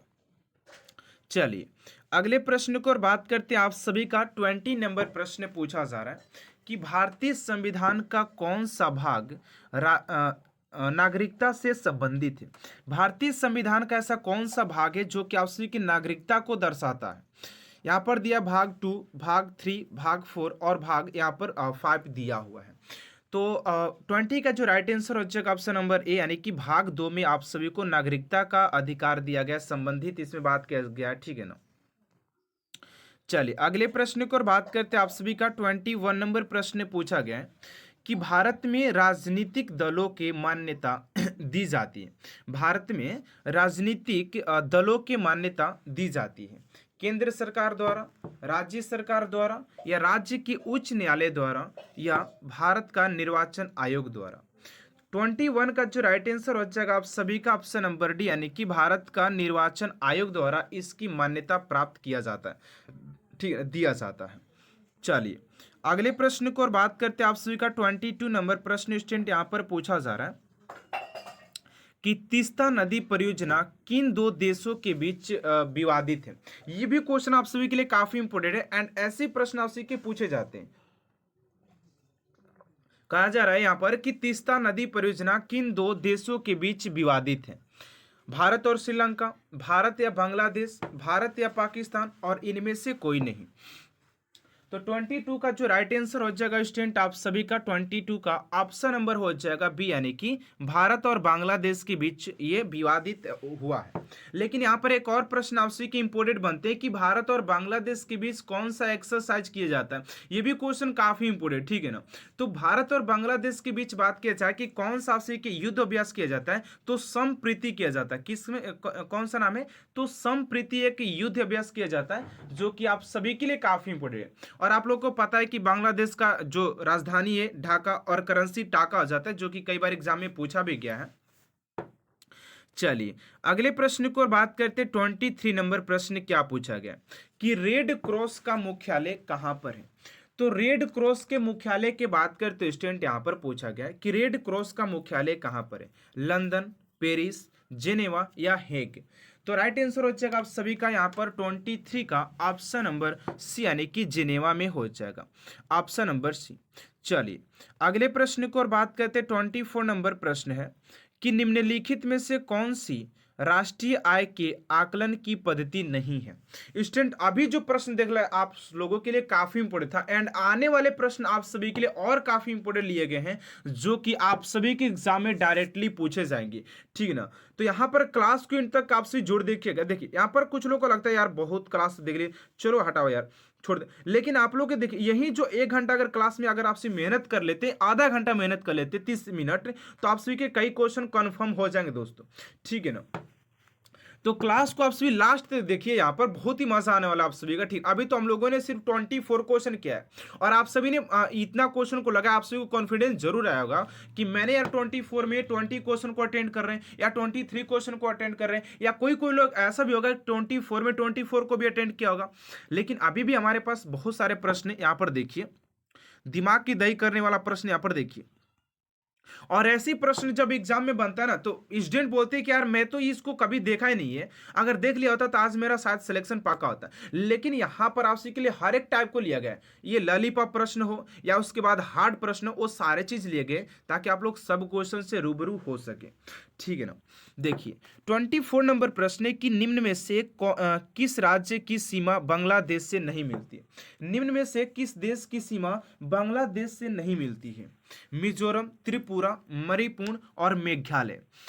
24 का राइट आंसर हो जाएगा ऑप्शन नंबर, आप सभी का ऑप्शन नंबर सी हो जाएगा, यानी कि मणिपुर से नहीं मिलती है। चलिए अगले प्रश्न को और बात करते हैं। 26 नंबर प्रश्न है कि निम्नलिखित में से किस क्रिकेट खिलाड़ी को पद्म भूषण पुरस्कार मिला है। तो किस खिलाड़ी को मिला है, फटाफट आंसर दीजिए। मैं आप सभी को 5 सेकंड दे रहा हूं ना आप सभी को आंसर देने के लिए।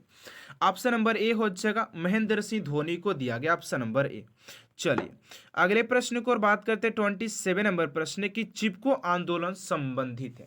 चिपको आंदोलन की बात करते हैं स्टूडेंट की किससे संबंधित हो जाएगा, तो 27 का जो राइट आंसर हो जाता है आप सभी का ऑप्शन नंबर बी, यानी कि वन संरक्षण से संबंधित है। ये प्रश्न तो हम लोगों ने साथ 7 और 8 क्लास में पढ़ा ही होगा, ठीक है ना। चलिए अगले प्रश्न को और बात करते हैं 28 नंबर प्रश्न है कि भारत की 2011 की जनगणना के अनुसार सर्वाधिक जनसंख्या निम्नलिखित नगरीय युग्मों में से किस में प्रदर्शित हुई है। यहाँ पर देखिए बोला गया है कि 2011 की जनगणना की अगर हम बात कर लेते हैं ना, तो इस क्वेश्चन का राइट आंसर पहले मैं आपसे बता देता हूँ कि भारत की 2011 की जनगणना के अनुसार सर्वाधिक जनसंख्या निम्नलिखित नागरीय युग्मों में से किस में प्रदर्शित हुई है। तो राइट आंसर है 28 का आप सभी का ऑप्शन नंबर डी, यानी कि मुंबई और दिल्ली। ये तो आप सभी का आंसर हो गया। लेकिन स्टूडेंट मैं आपसे बताना चाहता हूं कि आप सभी के एग्जाम में 2011 की जनगणना की बात करें तो यहां से आप सभी के प्रश्न 100% बनेगा ही बनेगा, ठीक है ना। चलिए अगले प्रश्न को और बात करते 29 नंबर प्रश्न है कि डेविस कप का संबंध किस खेल से है। तो डेविस कप की बात करते हैं स्टूडेंट आप सभी का कि डेविस कप जो होता है वो किस खेल से संबंधित है। तो राइट आंसर हो जाएगा बी, यानी कि लॉन टेनिस से हो जाएगा। ऑप्शन नंबर बी आप सभी का राइट आंसर हो जाएगा। चलिए अगले प्रश्न को और बात करते हैं। देखिए अगला प्रश्न आप सभी का पूछा गया 30 नंबर यहाँ पर कि 1930 में प्रथम राष्ट्रमंडल खेलों का आयोजन किस देश में हुआ था। देखिए आप सभी के स्पोर्ट्स से भी प्रश्न बनते हैं और काफी इंपोर्टेंट प्रश्न बनते हैं स्पोर्ट्स की बात किया जाए तो 30 का राइट आंसर हो जाएगा ऑप्शन नंबर डी, यानी कि कनाडा में किया गया था, ऑप्शन नंबर डी। चलिए अगले प्रश्न को और बात करते हैं आप सभी का 31 नंबर प्रश्न पूछा जा रहा है कि माउंट एवरेस्ट पर चढ़ने वाली प्रथम छिन्न अंग वाली, यानी कि अंग वाली छिन्न अंग वाली भारतीय महिला कौन थी। ये भी क्वेश्चन काफी इंपोर्टेंट है आप सभी के लिए। राइट आंसर हो जाएगा आप सभी का 31 का ऑप्शन नंबर, यानी कि अरुणिमा सिन्हा। और आप सभी को यहाँ पर बात कर लेते हैं अगले प्रश्न की। तो आप सभी का पूछा गया 32 नंबर की जापान की मुद्रा क्या है। यहाँ पर जापान की मुद्रा आप सभी कमेंट बॉक्स में लिखिए, तब तक मैं बता देता हूँ आप सभी का जापान का जो आप सभी की बात किया जाए राजधानी टोक्यो हो जाती है और जापान की जो करेंसी होती है आप सभी का येन हो जाता है। क्या होता है आप सभी का येन हो जाता है, यानी कि ऑप्शन नंबर ए आप सभी का यहाँ पर बिल्कुल करेक्ट आंसर हो जाएगा, ऑप्शन नंबर ए। चलिए अगले प्रश्न को और बात करते हैं आप सभी का 33 नंबर प्रश्न पूछा जा रहा है कि ऑस्ट्रेलियन ओपन ग्रैंड स्लैम 2018 का विजेता कौन है। ऑस्ट्रेलियन ओपन ग्रैंड स्लैम 2018 के विजेता कौन है। 33 का जगह ऑप्शन नंबर सी, यानी कि रोजर फेडरर हो जाएंगे, फेडरर, ऑप्शन नंबर सी, ठीक है। अगले प्रश्न को और बात करते हैं आपसे का 34 नंबर प्रश्न है कि उस भारतीय का क्या नाम था जिन्होंने तीनों गोलमेज सम्मेलन में भाग लिया था। उस भारतीय का नाम बताना है जिसने तीनों गोलमेज सम्मेलन में भाग लिया था। तो 34 का जो राइट आंसर हो जाएगा आप सभी का ऑप्शन नंबर ए, यानी कि B R Ambedkar, doctor Bhimrao Ambedkar लिए थे, ठीक है ना। तो ऑप्शन नंबर ए आप सभी का राइट आंसर हो जाएगा, ऑप्शन नंबर ए। चलिए यहाँ पर अगले प्रश्न को और बात करते हैं 35 नंबर प्रश्न आप सभी का। देखिए कह रहा है कि भारतीय संविधान में मूल अधिकारों का विचार लिया गया है। यहाँ पर पूछा जा रहा है आप सभी से कि भारतीय संविधान में मूल अधिकारों का विचार लिया गया है, यानी किस देश के संविधान से लिया गया है। यहाँ पर यह प्रश्न आप सभी से किया गया है। चलिए 35 का राइट आंसर मैं आपसे बता रहा हूँ, ऑप्शन नंबर डी, यानी कि अमेरिका के संविधान से लिया गया है, ऑप्शन नंबर डी आप सभी का राइट आंसर हो जाएगा। और देखिए ना यहाँ पर आपसे कि ऐसे भी प्रश्न बनते हैं कि कौन सा जो अवधारणा थी आपसे किस देश के संविधान से लिया गया था। ये भी प्रश्न आपसे काफी इंपोर्टेंट बनते हैं, ठीक है ना। चलिए अगले प्रश्न को और बात करते हैं 36 नंबर प्रश्न यहाँ पर पूछा जा रहा है कि उत्तर प्रदेश सरकार द्वारा प्रथम उत्तर प्रदेश दिवस किस तिथि को मनाया जाता है। यहाँ पर आप सभी से पूछा जा रहा है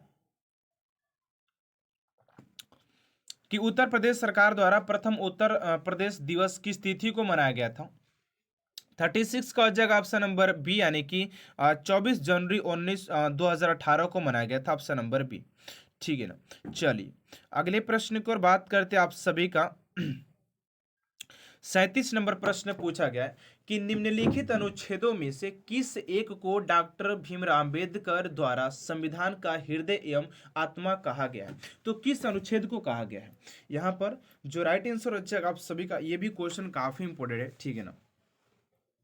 37 का हो जाएगा ऑप्शन नंबर सी, यानी कि अनुच्छेद 32 को किया गया, अनुच्छेद 32 को आत्मा माना गया है, संविधान का हृदय एवं आत्मा भी इसे माना गया है, ठीक है ना। चलिए अगले प्रश्न को और बात करते हैं आप सभी का 38 नंबर प्रश्न है कि भारतीय संविधान का अनुच्छेद 370 संबंधित है।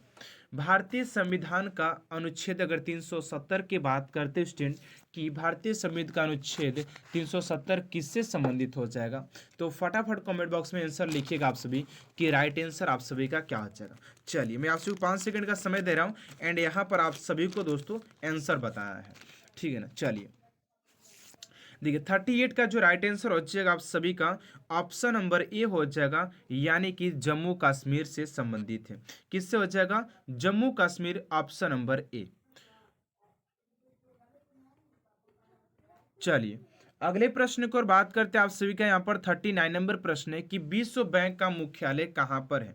मैंने आप सभी को पहले बता चुके दोस्तों कि आप सभी के मुख्यालय से भी प्रश्न पूछे जाना है, ठीक है ना।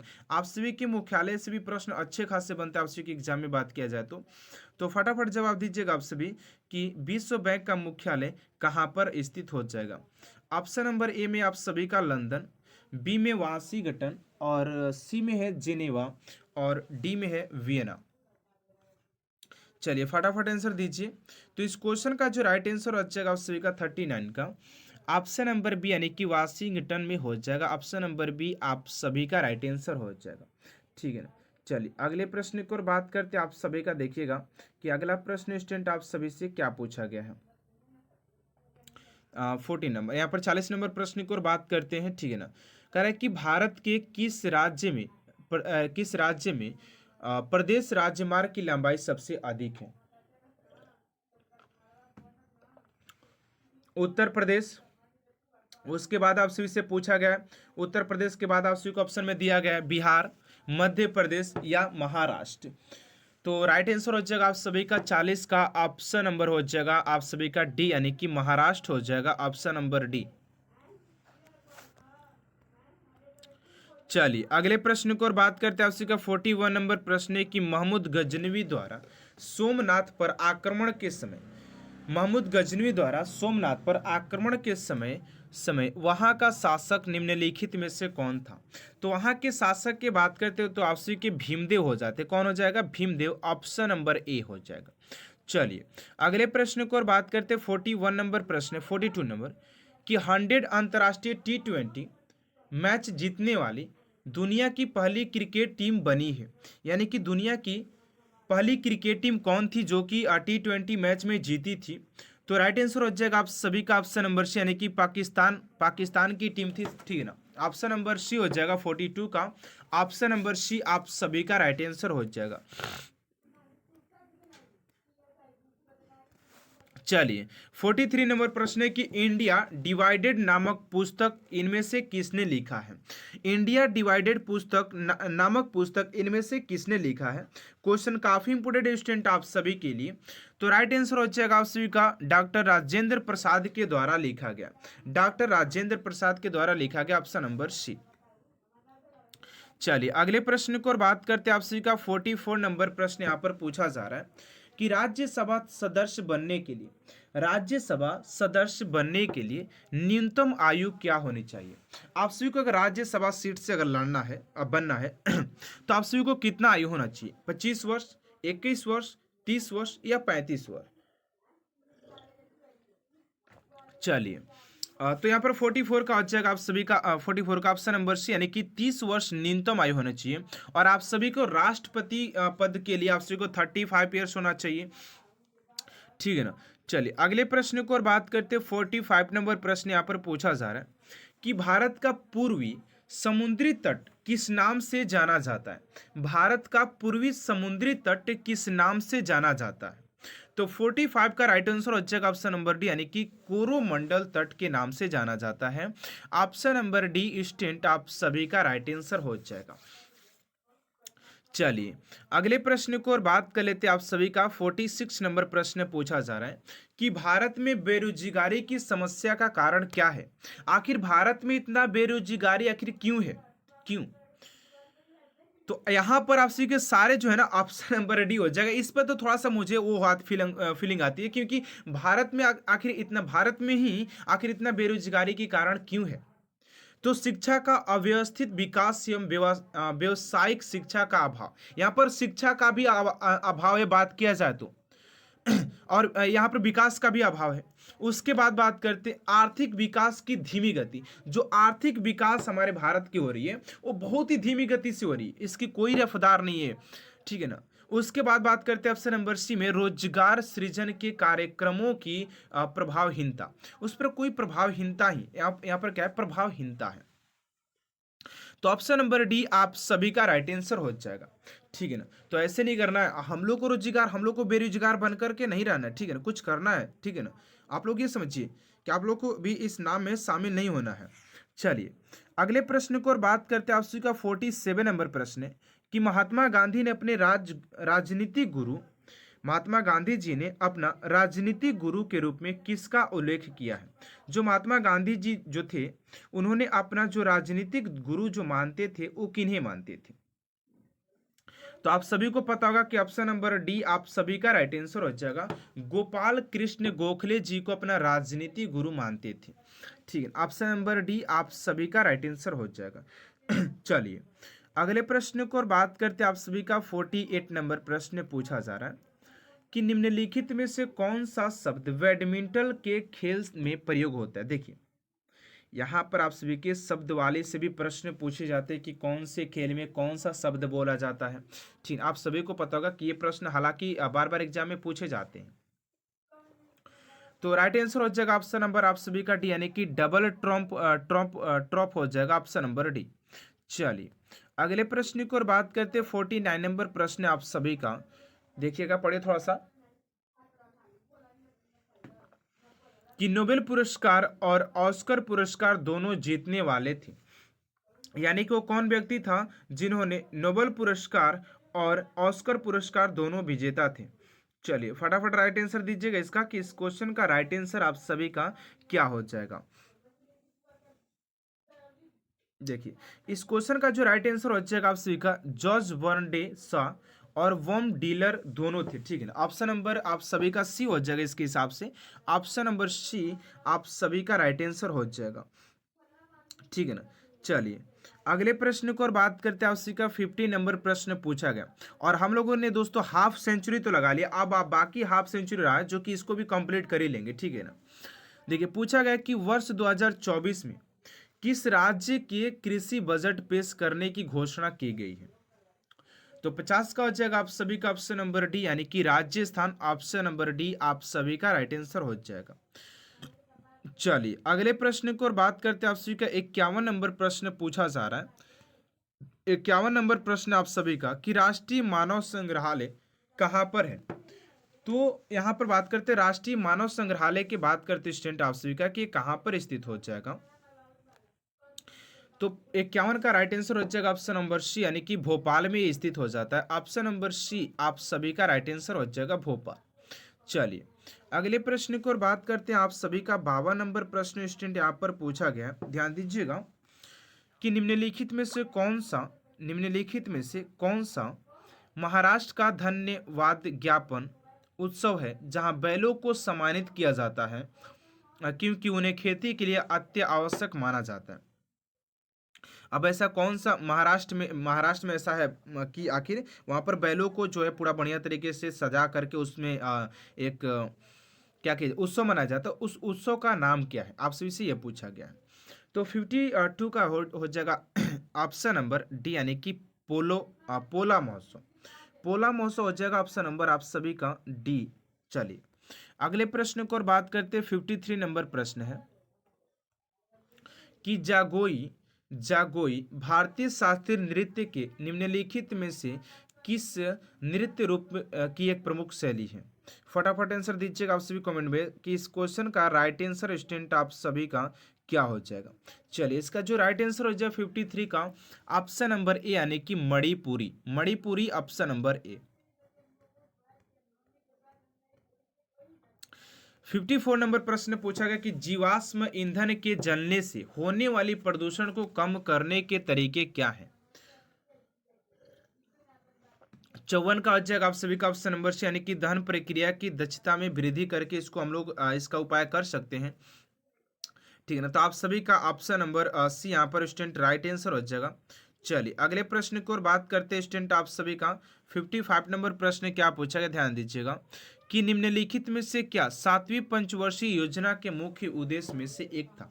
यानी कि सातवीं जो पंचवर्षीय योजना था उसका मुख्य उद्देश्य आखिर हालांकि क्या था, ये आप सभी का यहाँ पर प्रश्न पूछा गया है। तो राइट आंसर हो जाएगा आप सभी का 55 का ऑप्शन नंबर बी यानी कि खाद्यान्नों के उत्पादन में वृद्धि। चलिए अगले प्रश्न को और बात करते हैं 56 नंबर है कि किसने सितंबर 2022 में कोचीन में भारत के पहले स्वदेशी एयरक्राफ्ट कैरियर INS विक्रांत को प्रमाणित किया था? राइट आंसर हो जाएगा आप सभी का ऑप्शन नंबर बी यानी कि नरेंद्र मोदी हो जाएंगे ऑप्शन नंबर बी। चलिए अगले प्रश्न को और बात करते हैं आप सभी का यहाँ पर 57 नंबर प्रश्न पूछा जा रहा है कि निम्नलिखित में से किस मौर्य राजा के शासन काल में कलिंग युद्ध लड़ा गया था? किस मौर्य राजा के शासन काल में कलिंग युद्ध लड़ा गया था? तो 57 का राइट आंसर हो जाएगा डी यानी कि अशोक के शासन काल में आप सभी का कलिंग का युद्ध लड़ा गया था। अब आप सभी को कमेंट बॉक्स में लिखना है कि आखिर ये कलिंग का युद्ध स्टूडेंट कब लड़ा गया था, ठीक है ना। चलिए अगले प्रश्न को और बात करते हैं आप सभी का 58 नंबर प्रश्न है कि भारत के राष्ट्रपति का चुनाव किसके द्वारा किया जाता है? तो भारत के राष्ट्रपति की बात करते हैं कि आप सभी के किसके द्वारा इसका चुनाव किया जाता है? तो 58 का हो जाएगा आप सभी का बी यानी कि संसद के दोनों सदनों के निर्वाचित सदस्यों और राज्य विधान सभाओं के द्वारा इसका निर्वाचन किया जाता है, चुनाव किया जाता है। चलिए अगला प्रश्न आप सभी का 59 नंबर की तपन कुमार पटनायक ने किस नृत्य शैली में संगीत नाटक अकादमी पुरस्कार जीता है? तो 59 का जो राइट आंसर हो जाएगा आप सभी का 59 का ऑप्शन नंबर डी यानी कि छऊ ऑप्शन नंबर डी। चलिए फटाफट क्लास करते हैं। यहाँ पर देखिए 60 नंबर प्रश्न है कि भारतीय संविधान के मूल लेख में अनुच्छेद थे, यानी कि मूल लेख में उसके कितने अनुच्छेद थे? राइट आंसर हो जाएगा आप सभी का ऑप्शन नंबर ए यानी कि 395 अनुच्छेद हो जाएंगे, ठीक है ना। ऑप्शन नंबर आप सभी का ए यहाँ पर राइट आंसर हो जाएगा स्टूडेंट ऑप्शन नंबर ए। चलिए यहाँ पर ऑप्शन नंबर ए कर लीजिएगा। अगले प्रश्न को और बात करते हैं आप सभी का 61 नंबर प्रश्न यहाँ पर क्या पूछा गया, ध्यान दीजिएगा और एक एक प्रश्न के आंसर आप लोग कमेंट बॉक्स में आंसर देना है, ठीक है ना। कह रहे कि आपातकाल के दौरान किन मौलिक अधिकारों को निलंबित नहीं किया जा सकता है?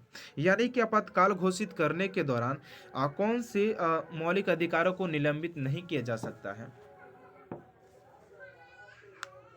तो 61 का राइट आंसर हो जाएगा सी यानी कि अनुच्छेद 20 और 21 को। चलिए अगले प्रश्न की ओर बात करते हैं और ये देखिए प्रश्न आपके सामने आ चुका है कि 1958 में यहाँ पर देखिए क्या दिया गया। 1958 में डोवर से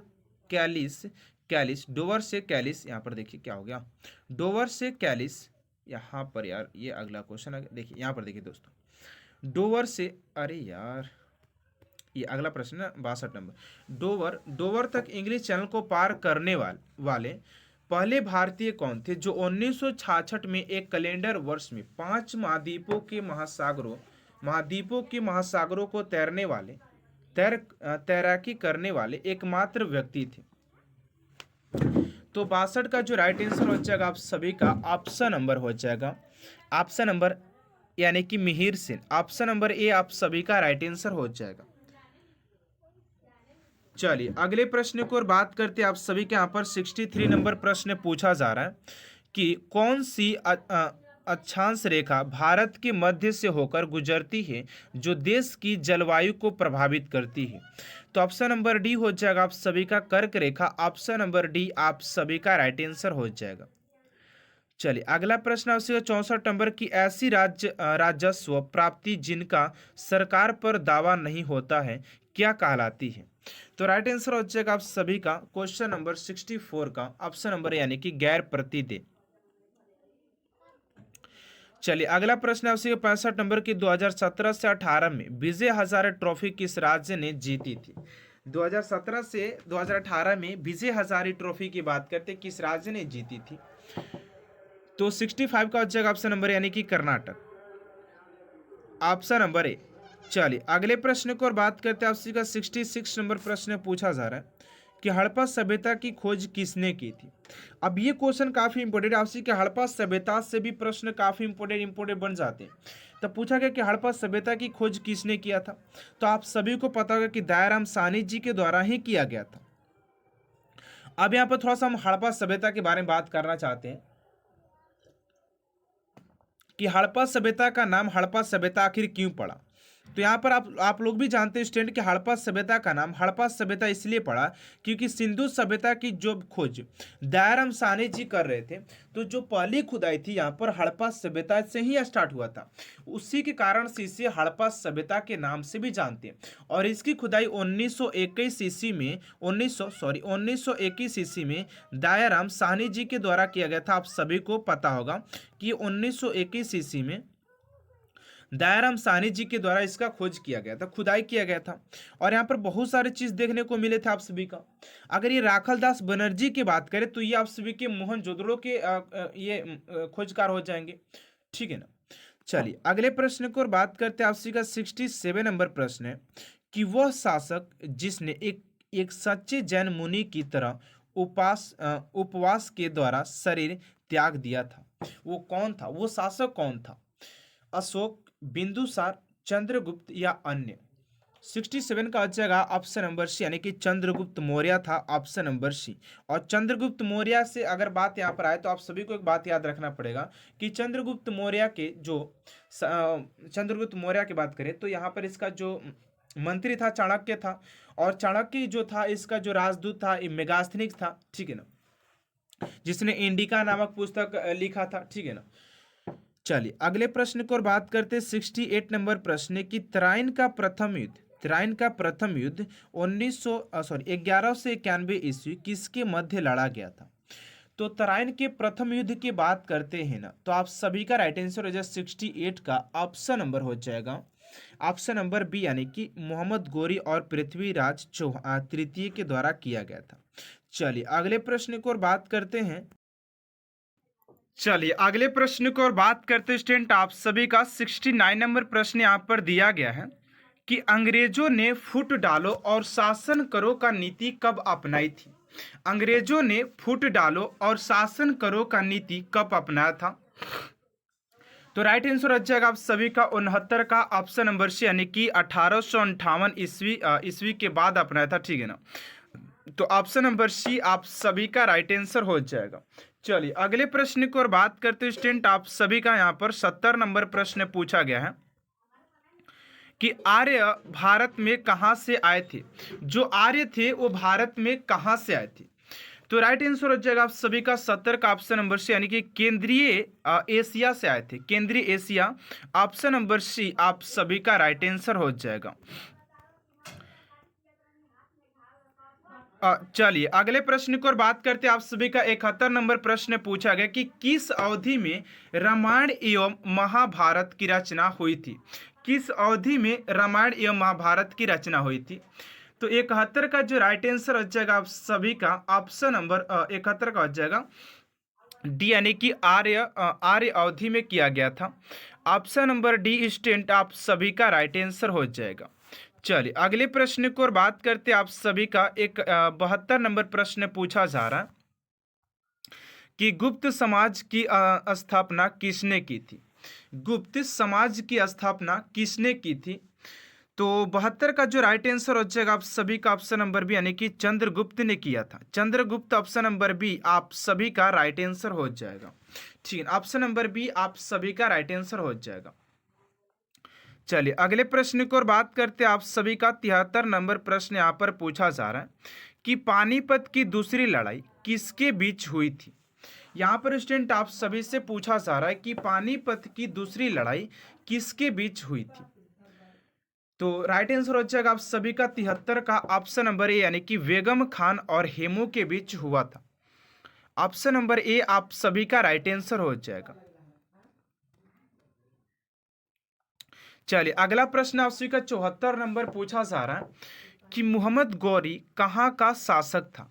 मोहम्मद गौरी कहाँ का शासक था। अफगानिस्तान, इराक, ए परदेसिया पर सॉरी एशिया होना चाहिए और तुर्की। तो राइट आंसर हो जाएगा आपसे का 74 का ऑप्शन नंबर यानी कि अफगानिस्तान का था। अफगानिस्तान बोले तो ऑप्शन नंबर ए स्टूडेंट आप सभी का राइट आंसर हो जाएगा। चलिए अगला प्रश्न आपसे का 75 नंबर की बिहार प्रदेश को किस मुस्लिम शासक ने सर्वप्रथम जीता था। बिहार प्रदेश को किस मुस्लिम शासक ने सर्वप्रथम जीता था। तो राइट आंसर हो जाएगा आप सभी का 75 का ऑप्शन नंबर बी यानी कि Khilji. Khilji option number B आप सभी का राइट आंसर हो जाएगा। चलिए अगले प्रश्न को बात करते हैं आप सभी का 76 नंबर प्रश्न पूछा जा रहा है कि मुगल काल में सर्वप्रथम कह रहे कि मुगल काल में सर्वप्रथम किस शहर में अंग्रेजों ने अपने कारखाने स्थापित किए थे। तो 76 का राइट आंसर हो जाएगा आप सभी का ऑप्शन नंबर डी यानी कि सूरत में सर्वप्रथम किया था। ठीक है ना, ऑप्शन नंबर डी आप सभी का राइट आंसर हो जाएगा। चलिए अगले प्रश्न की ओर बात करते हैं आप सभी का 77 नंबर प्रश्न पूछा जा रहा है कि पहली सहायक संधि कौन सी थी। पहली सहायक संधि कौन सी थी। 77 का हो जाएगा आप सभी का निजाम। निजाम ऑप्शन नंबर बी आप सभी का राइट आंसर हो जाएगा। चलिए 78 नंबर प्रश्न है कि किसके शासन काल में प्रथम चीनी यात्री भारत में आया था। किसके शासन काल में प्रथम चीनी यात्री भारत में आया था। तो राइट आंसर हो जाएगा आप सभी का 78 का ऑप्शन नंबर हो जाएगा डी यानी कि चंद्रगुप्त द्वितीय के शासन काल में पहला जो था वो चीनी यात्री भारत आया था। ठीक है ना, अगले प्रश्न को बात करते हैं आप सभी का 79 नंबर है कि 79 निम्नलिखित मुगल शासकों में से किसे प्रिंस ऑफ विल्स के नाम से पुरस्कार पुकारा जाता है ना, पुकारा जाता है, उसे बुलाया जाता है। तो 79 का हो जाएगा आप सभी का सी यानी कि शाहजहां को किया जाता है। ऑप्शन नंबर सी आप सभी का राइट आंसर हो जाएगा।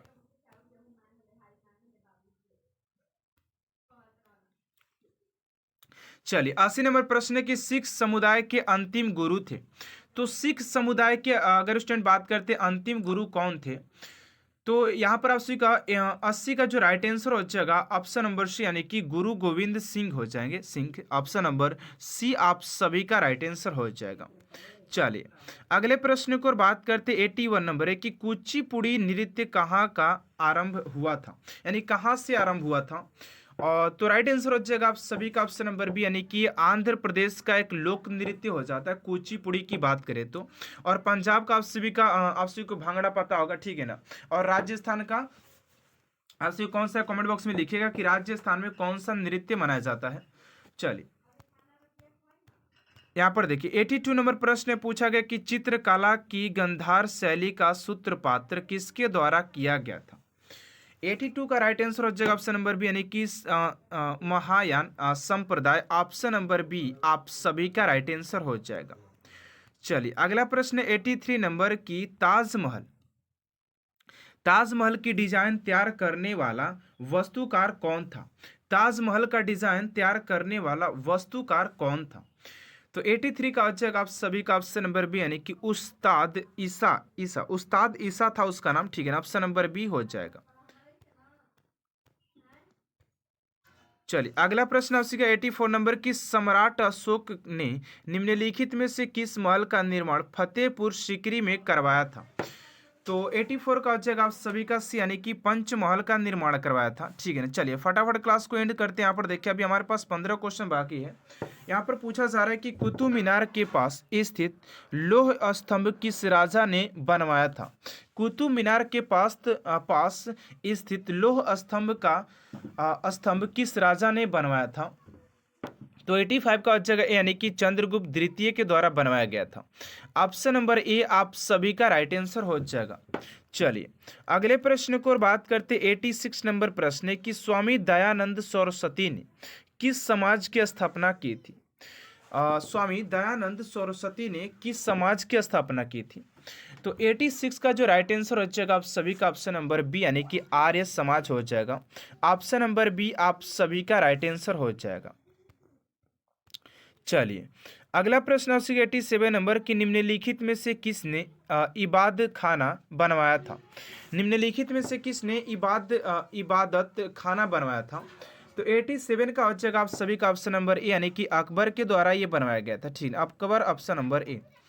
चलिए अगले प्रश्न को बात करते 88 नंबर है कि भारत की प्रथम महिला शासक कौन थी। भारत की प्रथम महिला शासक कौन बनी थी। 89 का हो जाएगा आप सभी का 88 का हो जाएगा आप सभी का ऑप्शन नंबर बी यानी कि रजिया बेगम के द्वारा किया गया था। रजिया बेगम थी ना। 89 नंबर प्रश्न है कि टीपू सुल्तान कहाँ का शासक था। तो टीपू सुल्तान की बात करते तो 89 का हो जाएगा आप सभी का सी यानी कि मैसूर का था। चलिए अगले प्रश्न की ओर बात करते हैं 90 नंबर प्रश्न है कि भारत में प्रथम मुस्लिम आक्रमणकारी कौन था। तो पहली बार भारत पर आक्रमण करने वाला मुस्लिमकारी कौन था। 90 को जगह से यानी कि महमूद बिन कासिम। महमूद बिन कासिम ऑप्शन नंबर सी आप सभी का राइट आंसर हो जाएगा। चलिए अगला प्रश्न है 91 नंबर की प्रथम भारतीय साम्राज्य स्थापित किया गया था। किसके द्वारा किया गया था। तो ये किया गया था आप सभी के चंद्रगुप्त मौर्य के द्वारा सर्वप्रथम किया गया था। ऑप्शन नंबर डी आप सभी का राइट आंसर हो जाएगा। चलिए अगला प्रश्न आप सभी का किसके समाधि के कारण नाइदेड गुरु द्वारा सिखों द्वारा पवित्र माना जाता है। तो 92 का हो जाएगा आप सभी का डी यानी कि गुरु गोविंद सिंह की। ऑप्शन नंबर डी आप सभी का राइट आंसर हो जाएगा। चलिए 93 नंबर प्रश्न है कि विख्यात सोमनाथ मंदिर को किसने नष्ट किया। विख्यात सोमनाथ मंदिर को किसने नष्ट किया था। तो 93 का हो जाएगा आप सभी का ऑप्शन नंबर बी यानी कि सुल्तान महमूद ने किया था। चलिए अगला प्रश्न 94 नंबर की निम्नलिखित में से कौन सा सबसे पुराना स्मारक है। कौन सा ऐसा है जो कि सबसे पुराना स्मारक है। तो 94 का हो जाएगा आप सभी का यानी कि अजंता गुफा सबसे एकदम प्राचीन है बात किया जाए तो ठीक है सबसे पुराना। चलिए अगला प्रश्न 95 नंबर की सिंधु घाटी सभ्यता के लोग पूजा करते थे। तो किसकी पूजा किया करते थे। तो 95 का हो जाएगा आप सभी का यानी कि पशुपति की। ऑप्शन नंबर ए आप सभी का राइट आंसर हो जाएगा। चलिए अगला प्रश्न 96 नंबर की त्रिपिटक धर्म ग्रंथ है। तो त्रिपिटक धर्म ग्रंथ की बात करते तो ये हो जाता है आप सभी का ऑप्शन नंबर डी यानी कि बौद्धों के हो जाता है। चलिए अगला प्रश्न 97 नंबर की पानीपत की तीसरी लड़ाई कब हुई थी। तो पानीपत की तीसरी लड़ाई की बात करते तो ये हुआ था आप सभी के 1761 में। ऑप्शन नंबर बी आप सभी का राइट आंसर हो जाएगा।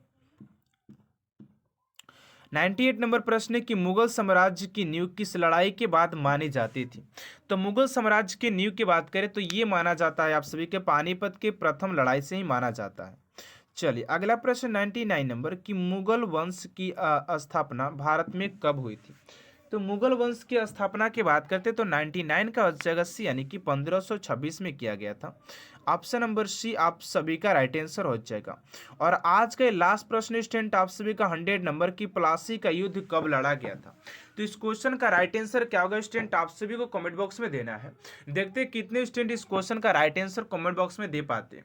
तो आज के क्लास को यहीं तक एंड करते हैं स्टूडेंट। आप सभी को क्लास कैसा लगा कमेंट बॉक्स में जरूर बताइएगा। अगर आप सभी को क्लास अच्छा लगे तो प्लीज चैनल को सब्सक्राइब कर साथ साथ बेल आइकन को प्रेस कर दीजिएगा ताकि ऐसा मोस्ट इंपोर्टेंट क्लास स्टूडेंट आप तक सबसे जल्द पहुंचते रहे। और हाँ आप लोग कमेंट बॉक्स में लिखिएगा कि आप सभी ने 100 क्वेश्चन में कितने क्वेश्चन को अटेंड कर पाए। तो चलिए मिलते हैं नेक्स्ट क्लास में student. Thanks for watching my class.